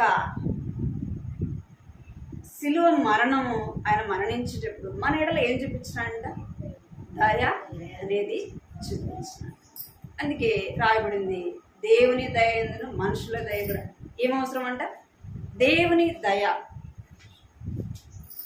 కలిగి ఉండాలి. దేవుడు మన ఎడల ఎంత దయ చూపించినాడు.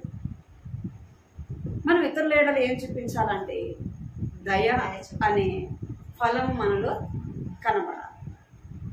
మనం ఆయన పేరు చెప్పుకుంటున్న మనలో ఏ ఫలం కనపడాలా?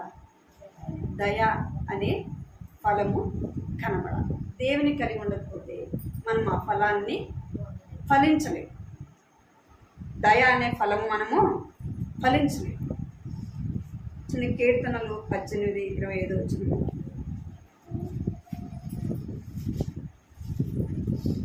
కీర్తనలు 18-25 వచ్చింది. దయగల వారి ఎల్లా నీకు దయ చూపించు, యథార్థవంతుల ఎల్లా యథార్థవంతులుగా. ఏం కలిగి ఉండాలంట?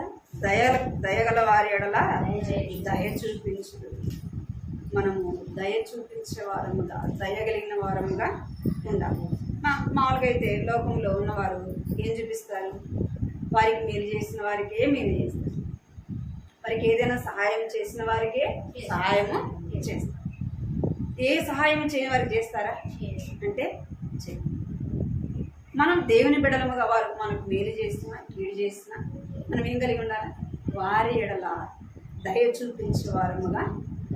మన ఎడల దేవుడు దయ చూపించినాడు. మనం కూడా ఇతరుల ఎడల ఏం చూపించాలంటే దయ అనేది చూపించాలి. ఇక్కడ మత్తయి సువార్తలో 18వ అధ్యాయం 33వ వచనంలో చూడనమాట. మత్తయి సువార్త 18:33.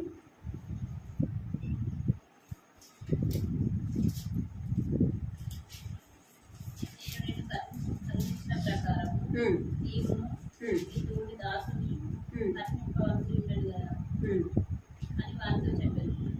అందుచేత వారి యజమానుడు కోపపడి తనకు వచ్చి ఉన్నదంతయు చెల్లించే వరకు బాధపడే వారికి వారిని అప్పగించింది. ఇక్కడ మనం కొన్ని వచనాలు ఇక్కడ చూస్తే ఇక్కడ నుంచి 25వ వచనం నుంచి కూడా మనం చూస్తే ఇక్కడ ఒక యజమానుడు ఉన్నాడు, 2 దాసులు.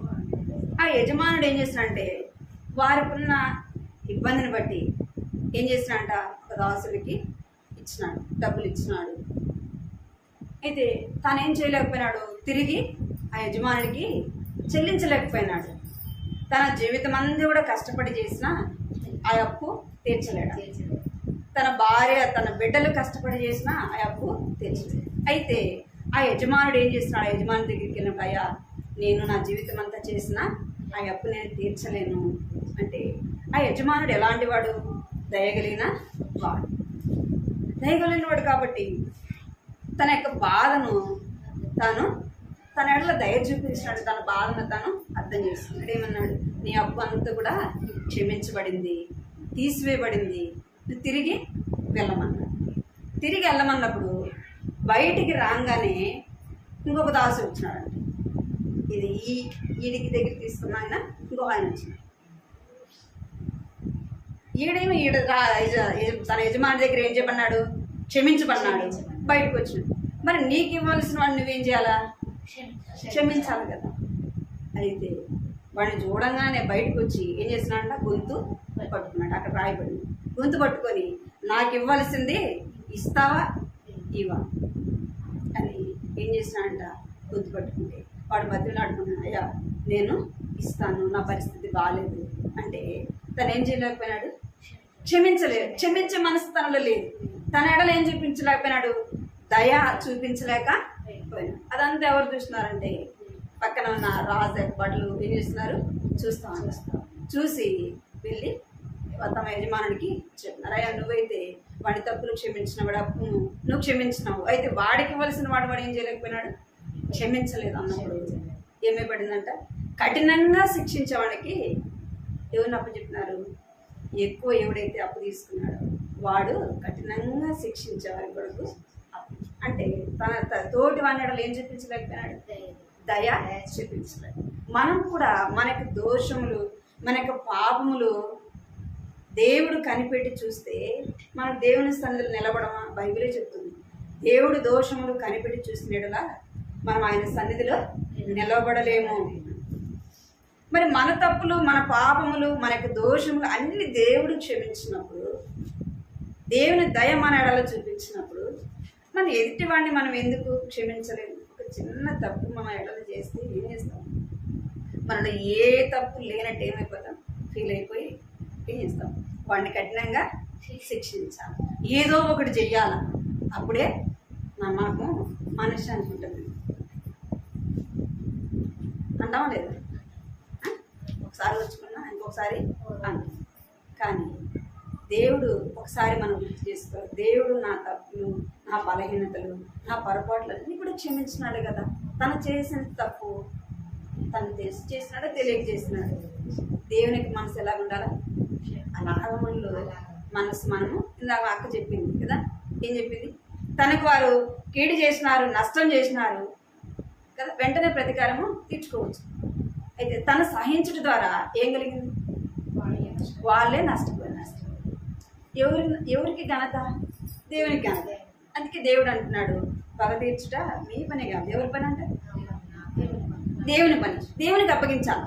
మనకి ఎవరైనా నష్టం చేసినా అది ఎంతటిదైనా కావచ్చు, ప్రాణం పోయేదైనా సరే, ప్రాణం తీసిందైనా సరే ఎవరికి అప్పచెప్పుకోవాలి?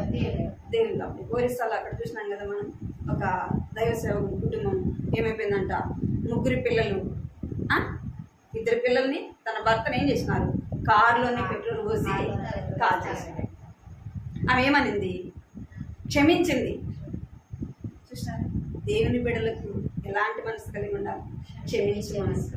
ఆమెకు దయ కలిగింది కాబట్టి తనైతే దేవుని నమ్మింది. వారు ఆమె ఏమనుకుందో, ఒకవేళ వారు తెలిసి చేస్తున్నారు తెలియక చేస్తున్నారు, దేవుడే తీర్చుకుంటాడులే అని ఎవరికి అప్పచెప్పింది? దేవునికి అప్పచెప్పింది. మనం కూడా ఏం కలిగి ఉండాలంటే ఫస్ట్ ఏం కలిగి ఉండాలా? దీర్ఘ శాంతము కలిగి ఉండాలి. ఏ పరిస్థితి అయినా సరే. కొన్నిసార్లు మనకు సహనం ఉండదు, కానీ మనం దేనికోసం ప్రార్థన చేసుకోవాలా? ప్రభువా సహనం కావాలి, నాకు ఓర్పు కావాలి ప్రభువా, నాకున్న ఓర్పు, నాకున్న సహనం ఏది కూడా నేను సహించలేను, నేను ఏది కూడా ఓర్చుకోలేను, నా ద్వారా నీ నామానికి అవమానము రాకూడదు ప్రభువా. నువ్వైతే నా కొరకు ఎంతో దీర్ఘశాంతం చూపించినావు, నువ్వు నా ఎడల ఎంతో దయ చూపించినావు, నాకు కూడా ఏం కావాలా? దయ కావాలా. నిజముగా మనం దేవుని బిడ్డలు అని ఎప్పుడు చెప్పుకుంటారంటే ఆయన లక్షణాలు మనలో మనము కలిగి ఉండాలి. కలిగి ఉన్నప్పుడే చెప్తారు. మన పోలికలను చూసి మన పిల్లలని చెప్తారు, అవునా కదా? మన పిల్లల్ని ఎట్లా చెప్తారు? ఫలాని పిల్లలు అని ఎట్లా చెప్తారు? రాజన్న ఉన్నాడు, పాప బయట ఎక్కడ తిరిగింది అనుకో ఏమంటారు? గల పాప అట్లా పోయిందంటే ఆ రాజు కూతురు కదా అంటారు, అవునా కదా? అక్కడ ఏం కనపడుతుంది? పోలిక కనపడుతుంది. ఇప్పుడు మరి మనం దేవుని బిడ్డలము, యేసు ప్రభు నా తండ్రి అని చెప్పుకుంటున్నాం కదా, మరి మనం ఆయన బిడ్డలము అని ఇతరులకు ఎలాగా తెలుసుకోవాలా అంటే మన యొక్క ప్రవర్తనలో కనపడాలి. మన మాటల్లో కనపడాలి, మన వస్త్రధారణలో కనపడాలి. మనం ఫలించే ఫలాల ద్వారా ఇది దేవుని బిడ్డలు అంటారు. మనం ఆత్మీయ ఫలాలు ఫలించకపోతే మనం ఏ బిడ్డలం అంటాం? సాతాను శరీర సంబంధమైన ఫలాలు మనం ఫలిస్తుంటే ఏమంటారు? సాతాను బిడ్డలు అంటారు. దేవుని నామానికి మహిమ రాదు. ఎప్పుడు మనం ఆయనతో మనం ఫలిస్తామంటే ఆయనలో నిలిచి ఉన్నప్పుడు. నిత్యము ఎవరిలో నిలిచి ఉండాలా? దేవునితో నిలిచి ఉండాలా, ఆయనతో సహవాసము కలిగి ఉండాలా. ఆయన లక్షణాలు, ఆయన యొక్క స్వరూపము మనలోకి ఎలాగొస్తుందంటే ఎప్పుడు ఆయనతో సహవాసం చేస్తూ ఉంటే ఏమొస్తుంది? ఆయన లక్షణాలు మనలోకి వస్తాయి. ఒక్కొక్కటి మనం ఒకసారిగా అన్ని రావు కదా, అన్నీ వస్తాయి. ఇక్కడ ఆత్మఫలాలు రాయబడినాయి, 9 రాయబడినాయి. 9 వస్తాయి ఒకసారి. మన రక్షింపబడిన రోజు అన్నీ వస్తాయి, రావు కదా.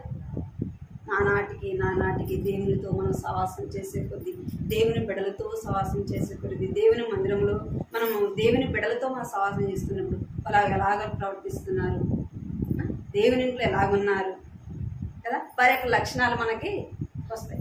మనం ఎవరితో సహవాసం చేస్తున్నామో మన యొక్క సహవాసం చేసే దాన్ని బట్టి చెప్తారు. మంచివాడితో సహవాసం చేస్తే మంచివాడు అంటారు, చెడ్డవాడితో సహవాసం చేస్తే చెడ్డవాడు. మనం లోకంతో స్నేహం చేసాం అనుకో, లోక సంబంధమైనవే మనం ఫలిస్తాం. దేవుని బిడ్డలతో మనం సహవాసం చేస్తే ఆత్మీయ ఫలాలు మనలో కనపడతాయి. రెండోది ఏ ఫలం అంట? దయ అనే యొక్క ఫలం మనము చూస్తాము. దేవుని బిడ్డలు ఎలాంటి వారంటే, మొదటి రాజులు చూడండి 20వ అధ్యాయం 30వ వచనం.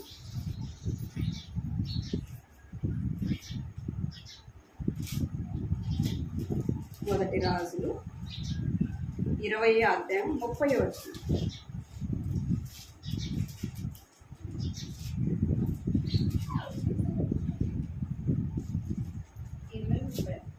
ఇరవై అధ్యాయం 30వ వచనం. తక్కిన వారు ఆపేపు పట్టణంలోకి పారిపోగా అతనున్న ఒక ప్రాకారం శేషించిన వారిలో 27,000 మంది మీద పడింది. జెన్బదరు పారిపోయి ఆ పట్టణమందు ప్రవేశించి ఆయా గదులలో వచ్చగా అతని సేవకులు ఇశ్రాయేలు వారి రాజులు దయాపరులని వింటిమి గనుక 31వ వచ్చింది కదా, సారీ 20వ అధ్యాయం 31వ వచ్చిందో 31వ వచ్చింది. కొందరు రావట్లేదు. 20వ అధ్యాయం 31వ వచ్చింది. అతని సేవకులు ఇశ్రాయేలు వారు రాజులు దయాపరులని మేము వింటిమి. ఇశ్రాయేలు ఎలాంటి వారంట? దయ కలిగిన వారు. ఆ ఇశ్రాయేలు దేవుని ప్రజలు మనం చూసి ఏమన్నారా? ఇది చాలా దయగలవారు. ఏం చూపించాలా? వారి ఎడల మనము దయ చూపించినప్పుడు అక్క చాలా మంచిది, చాలా దయగలిగినది, ప్రేమ కలిగినది, తను ఉన్న దాంట్లోనే ఏం చేస్తుంది? ఇతరులకు సహాయపడుతుంది, ఇతరుల ఎడల దయ చూపిస్తుంది అంటారు. ఇశ్రాయేలు ప్రజలు ఎలాంటి వారంట? దయగలిగిన వారు అని రాడు. మరి ఈరోజు నిన్ను గూర్చి నన్ను గూర్చి రెక్కక్క దయగలిగినది, నా పేరు చెప్తున్నా. ఇక్కడ మన గూర్చి అక్క దయగలిగినది అని ఎవరైనా చెప్పగలరా? చెప్పగలరు? చెప్పండి. మన గురించి ఎందుకంటే కొన్నిసార్లు మన యొక్క ఎలా ఉంటాం, మనము కఠినంగా ఉంటాం కాబట్టి మన గురించి ఆ మాట చెప్పాలి. మనం ఎలాగున్నారంటే దేవుని బిడ్డలను మనము మొదటిదిగా మనం దీర్ఘశాంతం కలిగిన వారు. ఎలాంటి పరిస్థితి వారు మనకి ఎంత నష్టం చేసినా మనం దీర్ఘశాంతము కలిగి. రెండోది దయ కలిగిన వారముగా ఇతరుల ఎడల మనము దయ చూపించాలి. కఠినంగా మనము ఏం చేయకూడదు, కఠినంగా ఉండకూడదు. చూడండి సామెతలు 22వ అధ్యాయం 1వ వచనం. సామెతలు 22:1 వచనం. గొప్ప ఐశ్వర్యం కంటే మంచి పేరును వెండి బంగారముల కంటే దయయు కోరదైనది. చాలు. ఏది కోరదైనదంట? గొప్ప ఐశ్వర్యం కంటే, మంచి పేరు కంటే, వెండి కంటే, బంగారు కంటే ఏది కోరదైనదంట? దయ కోరదైనది. ఏది శ్రేష్టమైనది? దయ అనేది శ్రేష్టమైనదిగా మనము చూస్తాం. బంగారం మనతో పాటు వస్తుందా? మనం చచ్చిపోతే మన వెండి వస్తుందా? మన ఐశ్వర్యం వస్తుందా? ఏమొస్తుంది మనతో పాటు? మనం చనిపోయిన తర్వాత ఏమంటారు? అక్కడ చాలా దయగలిగింది అంటారు. అంటే మన యొక్క దయ అనేది మనం చేసిన దయ ఏం చేస్తారంట? జ్ఞాపకము చేసింది. బంగారు కంటే, వెండి కంటే దయ కోరదగినవి. అవన్నీ ఇచ్చి కూడా అందుకే సామెతలు అంటాడు, వెండి బంగారములు ఇచ్చి ఏం కొనుక్కోవాలంట? దయ అనేది అది నమ్ముతారా? అన్నట్టు ఎక్కడి నుంచి వస్తుంది? దేవుడే ఇచ్చేది. కాబట్టి రెండోది మనము దయగలిగి ఉన్నాం. మూడోది మనం ఎలాంటి, మూడోది ఏ ఫలం అంట? మంచితనము. చూడండి ప్రసంగి 7వ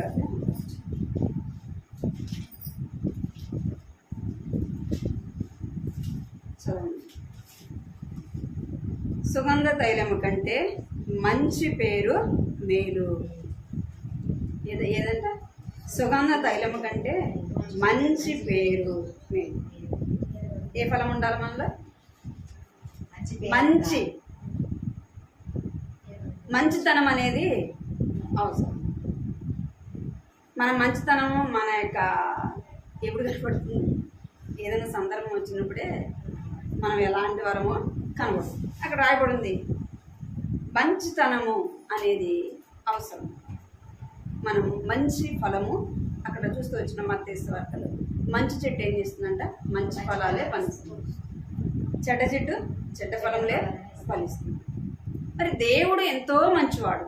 అందుకే నిర్గమాకాండం 39వ అధ్యాయంలో నిర్గమాకాండం 19వ అధ్యాయం 33వ వచ్చింది. ఏం రాయబడిందంటే, నా మంచితనం అంతా కూడా నీ ఎదుట కనపరిచేదన. పోయిన సంవత్సరం వాగ్దానం, పోయిన సంవత్సరం సార్వత్రిక సంఘ వాగ్దానం. నన్ను వచ్చి ఒక అక్క అడిగింది. మేము అక్కడ విజయవాడ దగ్గర ఉంటే ఒక అక్కకు వచ్చింది ఆ వాగ్దానం. అక్క వచ్చి నన్ను అడిగింది, అక్క ఇదేంది? దేవుడు నా మంచితనం అంతా నీ ఎదుటి కనుపరుస్తున్నాను వాగ్దానం ఇచ్చాడు అని. అంటే అక్క వాళ్ళ భర్త దేవుడు నమ్ముకోలేదు. నేను ఒక మాట ఏం చెప్పానంటే, దేవుడు నీకు దేవుని యొక్క మంచితనం అంతా చూపిస్తాడు అక్క, నువ్వు వేచి ఉండు, దేవుడే చూపిస్తాడు అక్క. ఆ సంవత్సరం అంతా మందిరంలో ఆరాధన వర్తమానం దేవుని యొక్క మంచితనం గురించి విన్నా. నేను కూడా విన్నాను. నాకు తెలిసింది నేను అక్కకి చెప్పిన. ఆ సంవత్సరం అంతా ఆరాధన వర్తమానం దేవుని యొక్క మంచితనము అంతా కూడా వింటూ వచ్చింది. అంటే దేవుడు ఎంతో మంచివాడు కదా. దేవుడు ఎంతో మంచివాడు. మరి దేవుడు మంచివాడు, దేవుని బిడలమని మనం చెప్పుకొని వచ్చినప్పుడు మనలో ఎంత మంచితనం ఉండాలి? మనం కూడా మంచితనం, మనలో కూడా మంచితనం కనబడాలి లేదా? మంచితనం మనలో కూడా కనబడాలి. ఎప్పుడు మనలో మంచితనం కనబడుతుంది అంటే, ఎవరైనా మనకు ఏదైనా మేలు చేస్తే ఏం చేస్తాం? మేలు చేస్తాం. అప్పుడు ఏమంటారు? అక్క చాలా మంచిది అంటారు. ఏదైనా నష్టం చేసినప్పుడు, వారికి మనకి కీడు చేసినప్పుడు ఏమంటారు? అస్సలు ఇంక మన గురించి ఎన్ని చెప్పుకుంటారో. వారికి మనకి కీడు చేసినప్పటికీ మనం మంచి చేసినప్పుడు ఏమంటారు? అక్క ఎంతో మంచిది, తనకి ఎంతో నష్టం చేసిన, అయితే తను ఏం కలిగింది? మంచి మనసు కాబట్టి, మంచి మనసు కాబట్టి నాకు సహాయము చేసింది అంటారు. అప్పుడే దేవుని నామానికి ఏమొస్తుందంట? ఘనత వస్తుంది. ఇప్పుడు ఎక్కడ మనం మంచి వాళ్ళం అనిపించుకోవాలా? దేవుని ఇంటిలో దేవుని చేత మనము ఏమనిపించుకోవాలా? మంచివారు అనిపించుకోవాలి. రెండోది మన కుటుంబంలో మంచివారు అనిపించుకోవాలి. మన ఇరుగు పరివారి యొద్ద మనం ఏమనిపించుకోవాలంట? మంచివారు అని అనిపించుకోవాలి. ఎవరు అనిపించుకున్నారంటే 2వ దినవృత్తాంతములు 26వ అధ్యాయం 16వ వచనం చదువు. 2వ దినవృత్తాంతములు 24:16. 24:16. అక్కడ ఇశ్రాయేలులో ఉమ్, దేవుని దృష్టికి ఉమ్, తన ఇంటి వారి దృష్టికి ఉమ్, మంచివాడే ప్రవర్తించను కనుక ఉమ్. జనులు దావీదు పట్టణమందు రాజుల దగ్గర అతని పార్కులు. చాలు చాలు. ఇక్కడ యెహోయాదు ఆయన ఒక ఆయన ఉన్నాడు. ఆయన ఎవరి దగ్గర మంచి అనిపించుకున్నాడంట? అక్కడ రాయబడింది 130 ఏళ్ళ వాడంట. 15 వచ్చింది. ఇక్కడ దేవుని దృష్టికి తన ఇంటి వారి దృష్టికి ఎలా ఉన్నంట? మంచివాడు అనిపించుకున్నాడు. తన రాజ్యంలో ఏమనిపించుకున్నాడంట? మంచివాడు అనిపించుకున్నాడు. మనం కూడా దేవుని ఇంటిలో మనం ఏమనిపించుకోవాలా? మంచివారము. మంచివారనే అంటారు కదా. ఇప్పుడు నేను ఇక్కడ ఉంటా, ఏమంటారు? అక్క చాలా మంచిది అంటారు. పోయిన తర్వాత ఏమంటారు? మనుషుల స్వభావం అని చెప్పి మన ఎదురుగా మనం బాధ పెట్టలేక ఏమంటారంటే అక్క చాలా మంచిది. మనం పోయిన తర్వాత చెప్తారు అక్క లాంటిదని కదా, అంటారా? అంటారు.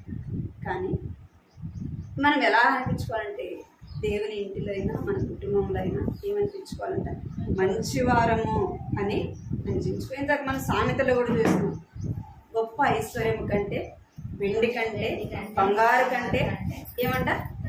మంచి పేరు అని అక్కడ ఉంది. మంచి అని అక్కడ మనం చూస్తాం. మంచి పేరు మనము కలిగి ఉండాలి. అపోస్తల కార్యంలో కూడా అననీయ కూడా చూడండి. అపోస్తల కార్యము 22:12 వచ్చింది చూడండి. అపోస్తల కార్యము 22వ అధ్యాయం 12 వచ్చింది.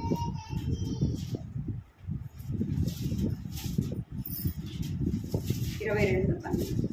అంతట ధర్మశాస్త్రం చొప్పున ఉమ్, భక్తిపరుడు ఉమ్, ఇక్కడ కాపురమున్న యూదులందరి చేత ఉమ్, మంచి పేరు పొందినవాడునైన అన్నయ్య ఉమ్. అనుకుడు నాయకులకు వచ్చి నిలిచి చాలు చాలు. ఇక్కడ ఏమంట? అంతటా ధర్మశాస్త్రము చొప్పున భక్తిపరుడు కదా, అక్కడ కాపురం ఉన్నాడు. ఎప్పుడు మంచి వస్తుంది మనలో? ఎప్పుడు మనలో మంచి కార్యాలు, మనం మంచి కార్యాలు చేస్తాము. ఎప్పుడు మనలో మంచి ఉంటుందంటే ఏం రాయబడింది? ధర్మశాస్త్రము చదివినప్పుడు కదా, ధర్మశాస్త్రము ధ్యానించినప్పుడు, దేవుని మాటలు విన్నప్పుడు మనలో ఏం కనపడుతుంది? ఏమొస్తుంది? మంచి లక్షణాలు మనలోకి వస్తాయి. ఎందుకంటే మనం ఎవరు కూడా మంచివారము కాదు. మంచివారం కాదు కాబట్టి ఒక తీపి మాడు చెట్టుకి పుల్లటిది అంటు కట్టాలనుకో, దానికి కూడా ఏమైపోతుంది? అది మంచిగానే మార్చబడుతుంది. ఎందుకంటే దానిలో ఉన్న సారం అంతా దేనిలోకి వచ్చింది? ఈ పులప చెట్టులోకి వస్తుంది. కాబట్టి అది కూడా ఏం చేస్తుందంట? అది కూడా తీపి ఫలములు ఫలిస్తుంది.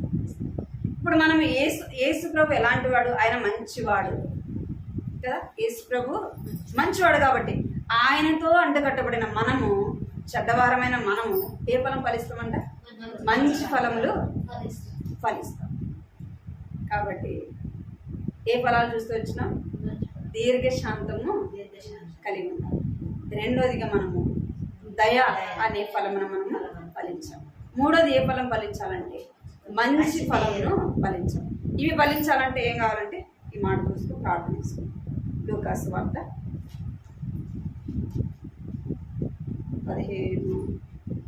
8వ అధ్యాయం 15 వచ్చింది.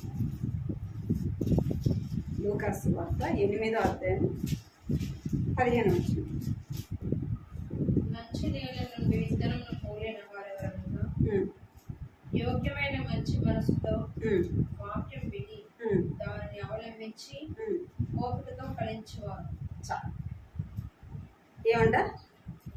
మంచి నేల నుండి విత్తనములను కోరిన వారెవరనగా యోగ్యమైన మంచి మనసుతో వాక్యమును విని దాన్ని ఏం చేయాలంట? అవలంబించి ఓపికతో ఫలించాలి. ఆత్మఫలాలు ఎప్పుడు వస్తుంది అంట? మంచి నేల నుండి వేయబడిన వారముగా ఉండాలి. ఈ మంచి నేల ఏంది? మన యొక్క హృదయంలో ఏం విత్తబడాలా? మంచి విత్తనము దేవుని వాక్యం. మనం ఏం చేయాలంటే కోరిన వారు ఉండగా యోగ్యమైన మంచి మనస్సు. యోగ్యమైన జీవితం ఎప్పుడు వస్తుంది? యేసు ప్రభు మనలో ఉంటేనే యోగ్యమైన జీవితం మనము జీవించడం. ఇంకేం కావాలంట? మంచి మనస్సుతో దేవుని వాక్యమును విని, మొదట ఏమి వినాలా? వినాలా కదా. వినటం వల్ల ఏమొస్తుందంట? విశ్వాసం వస్తుంది. ఇక్కడ అంటున్నాను, విని ఓపికతో ఫలించాలి. ఏం కావాలంటే మనం ఫలించాలంటే ఒక చెట్టు నాటితే నాటిన వెంటనే కాయలు కాస్తా, దానికోసం ఓపికతో ఎదురు చూడాలి. అప్పుడే దాంట్లో ఏం కనపడుతుంది? ఫలము ఫలిస్తుంది. దేవుడు మన కొరకైతే ఆయన దీర్ఘశాంతంతో చూస్తున్నాడు. ఇంకా ఫలిస్తారు, ఇంకా ఫలిస్తారు, ఇంకా ఈ సంవత్సరమైనా ఫలిస్తారేమో.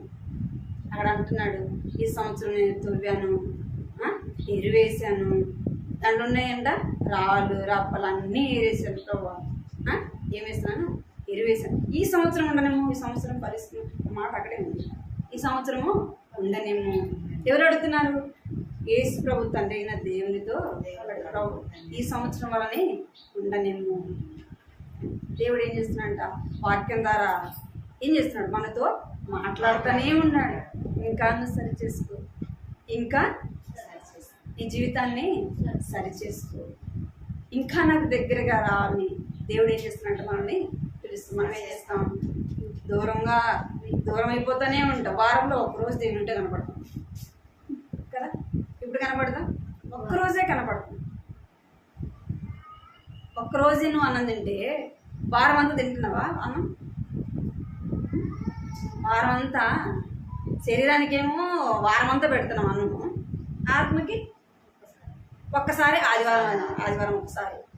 ఇంకేమంటే ఇంకా మన మంగళవారం సిస్టర్స్ మీటింగ్కి 2 సార్లే. దేనికి అన్నం పెట్టింది? ఆత్మ కదా. ఆత్మీయ ఆహారం 2 సార్లే తింటున్నాము. శరీరానికి వారం అంతా రోజుకు 3 సార్లు. మరి ఏ దానికి బలం ఉంది? ఆత్మకు బలం ఉందా? శరీరానికి బలం ఉందా? మనమే పరీక్షించుకోవాలి. మీరు బాధపడద్దండి, నేను ఒకటి చెప్తాను. మన మందిరాల్లో వారమంతా వారకొడుకులు ఉంటాయి. ఇక్కడికి వచ్చినా నేను చాలా బాధపడ్డా. చాలా బాధపడ్డా. ఎందుకు బాధపడను అక్క అని మీరు అనొచ్చు. ఎందుకంటే మనకు వారంలో ఎన్ని రోజులు మీటింగ్? 3 రోజులు కదా, అవునా కదా. నాకు చాలా బాధ వేసింది. ఎందుకంటే శరీరం ఏమైపోతుంది? శరీరం బలపడుతుంది, ఆత్మ ఏమైపోతుంది? మేము వారం రోజులు బీపేస్తుంటే నిజంగా నేను చెప్తున్నా, నాకు అసలు ఏముంది ఏమి లేదు, నాకంటూ అన్నీ ఉన్నాయా లేవా, నాకు అందరూ ఉండారా లేదా అన్న గుర్తు కూడా లేదు. అమ్మ తమ్ముడు అంత మా మధ్య పెళ్ళి, ఏ సమస్య ఏది కూడా నాకు గుర్తు రాలేదు. వారం రోజులు బీపీఎస్లో ఉంటే పెళ్ళింది 11వ తారీఖు. ఉంటే ఉండవా? అది ఎట్లా చేయాలి, ఇది ఎట్లా చేయాలా, ఆడికి ఎప్పుడు పోవాలి, వీడికి ఎప్పుడు రావాలి, ఇవన్నీ ఉంటాయి కదా. శరీరం ఒక్కొక్క లాగుతూనే ఉంటుంది కదా. ఈ వారం రోజులు నేను బీబీఎస్ నుంచి మందిరం నుంచి బయటకు వచ్చిన దాకా ఏది కూడా గుర్తులేదు. తిరిగి మళ్ళీ బండి వస్తుంటే ఇంక అన్నీ మళ్ళా ఎప్పుడైతే బయట చూసినానో ఇంక అన్నీ గుర్తొస్తా ఉన్నాయి. ప్రభు అసలు వారం రోజులు ఏం గుర్తు, ఎంత బాగుండేది అసలుకి. చూడండి, గుర్తుపెట్టుకోండి, ఈ శరీర సంబంధమైనవి మనం ఏం చేస్తుందంటే సాతాను మనల్ని లోక సంబంధమైన వాటి వైపు లాగుతూ ఉంటాం. ఏది సంపాదించాలా, ఏది సమకూర్చుకోవాలా, ఇంకా ఏది తెచ్చిపెట్టుకోవాలా, ఇంకా మనం ఏమేమి చేయాలా అని వీటి కోసం మనం ప్రయాసపడతానే ఉంటాం. ఆత్మ సంబంధంగా దేవుని ఇంట్లో ఉన్నప్పుడు ఏవి కూడా లోక సంబంధమైనవి మనకి గుర్తురానే. అంటే అట్టనే మనం ఎప్పుడు మందిరంలో ఉండలేం కదా. నేను సాగులో బట్టి ఒకవేళ ఉండవనుకో, మీరు ఉండగలరా? అది సాధ్యపడుతుందా? కాదు. కానీ అట్లా రోజు మందిరంలోనే ఉండాలి, ఎప్పుడు మందిరంలోనే ఉండాలని కాదు నేను చెప్పేది. అంటే మనం నియమింపబడిన నియమముల కూడికలకి 1 గంట కదా. ఎంతసేపు ఇస్తాం చెప్పండి? 1 గంట. అన్ని మందిరాలు ఏముంటుంది చూసి, సంఘ ప్రార్థన ఉంటుంది, బైబిల్ స్టడీ ఉంటుంది, తులసి ప్రార్థన ఉంటుంది, మళ్ళీ సిస్టర్స్కి ఉపవాస ప్రార్థన ఉంటుంది, వారం అంతా మీటింగ్స్ ఉంటాయి. అంటే మనం ఎంత దేవుని దగ్గర అవుతామో మనం అంతగా మనం ఏం చేస్తాం? ఫలిస్తాం. మనం గుర్తుపెట్టుకొని ప్రార్థన చేయండి. ప్రభా, ఎంతో సమయాన్ని నేను పోగొట్టుకున్నాను, ఇంకా సమయము నీకు ఇవ్వడానికి సహాయం చేయ ప్రభా, నీలో నిలిచుండి ఫలించడానికి సహాయం చేయ ప్రభా అని ప్రార్థన చేసుకునే కుటుంబం కొరకు సాంగ్స్ పాడాలి. పాడతారా?